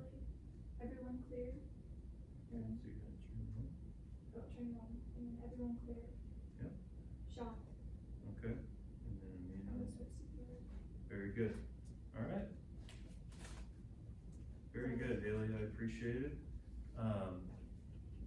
Tell you what, you can just leave everything here. If you wanna grab your belongings, and you are free to go. Thank you very much.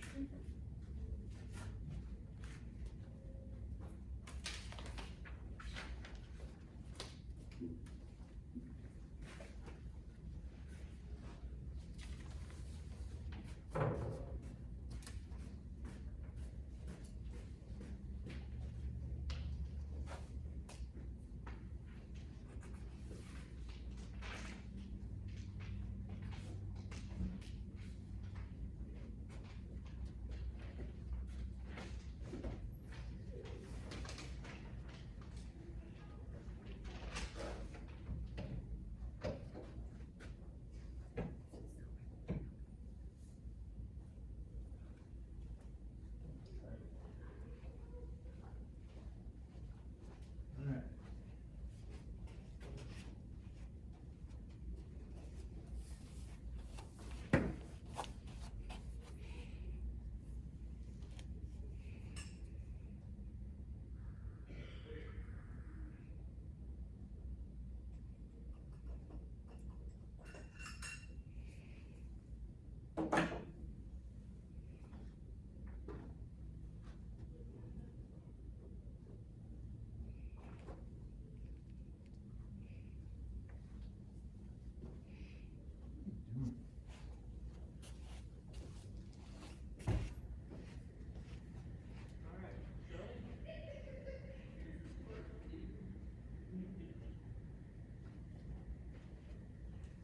All right, Shelley, I graded your quiz. Yeah. You did really well.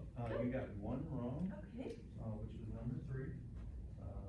Communicable disease, sex the liver, you can put tuberculosis. The correct answer is hepatitis, but that's okay. You did great. You only got one wrong, so. Okay, good. Okay. Oh shoot, let me grab, I'm sorry, I Okay. gotta grab this instructions here.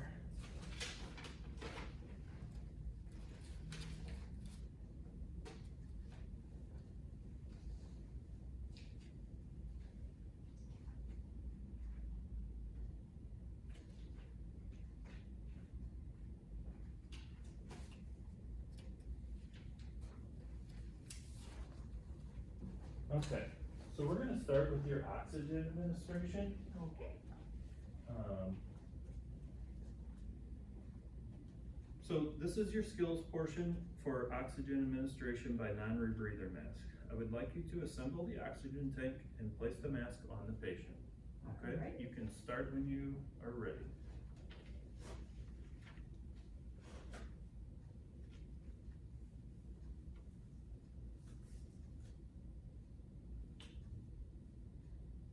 It's my BSI, is it my safe stream? Yep. Okay, I'll just make sure I have all my equipment, O2 tank, regulator, and mask. Yep. I'm going to open the tank. Okay. Out. Okay.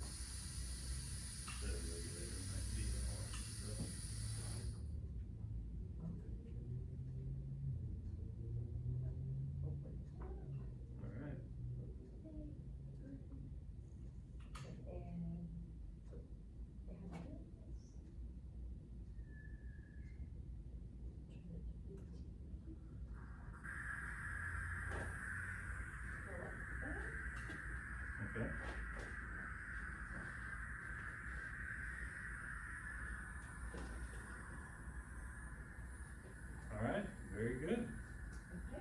Okay, Yep, you can shut it off, and I'll tell you what, you can just leave it all hooked up, and I will break it down. All done. That.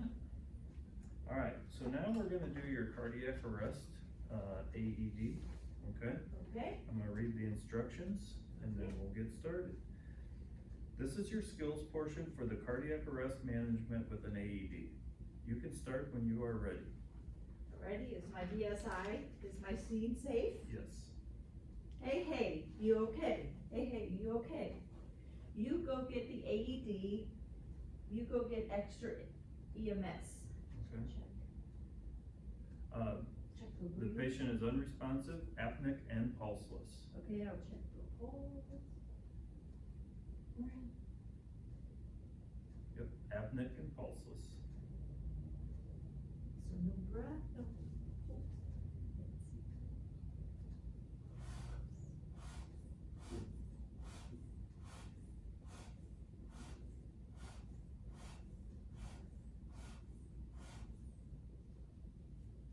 Third.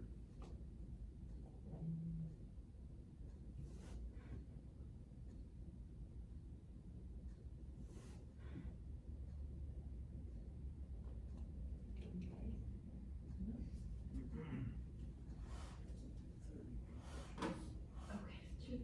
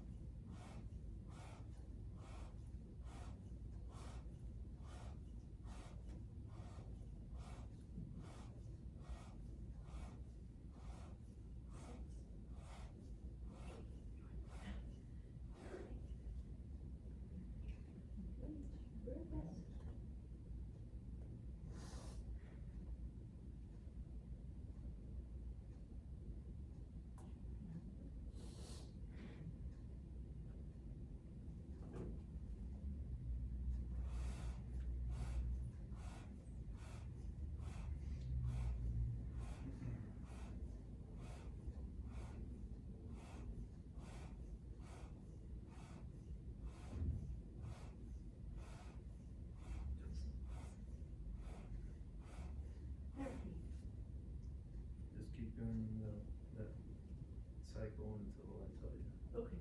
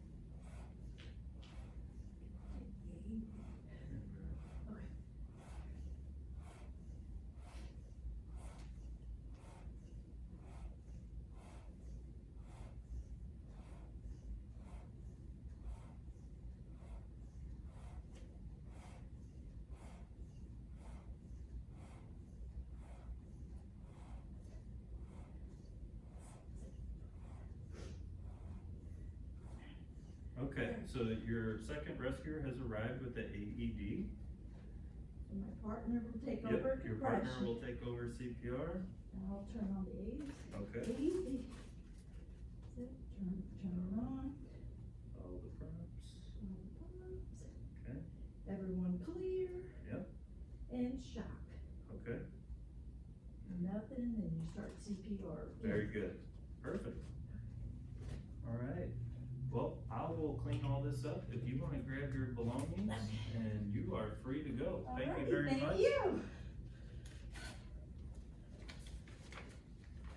You guys did good. I hope you enjoyed it. Oh, yeah, it was pretty. All right, well, thank you. Yeah.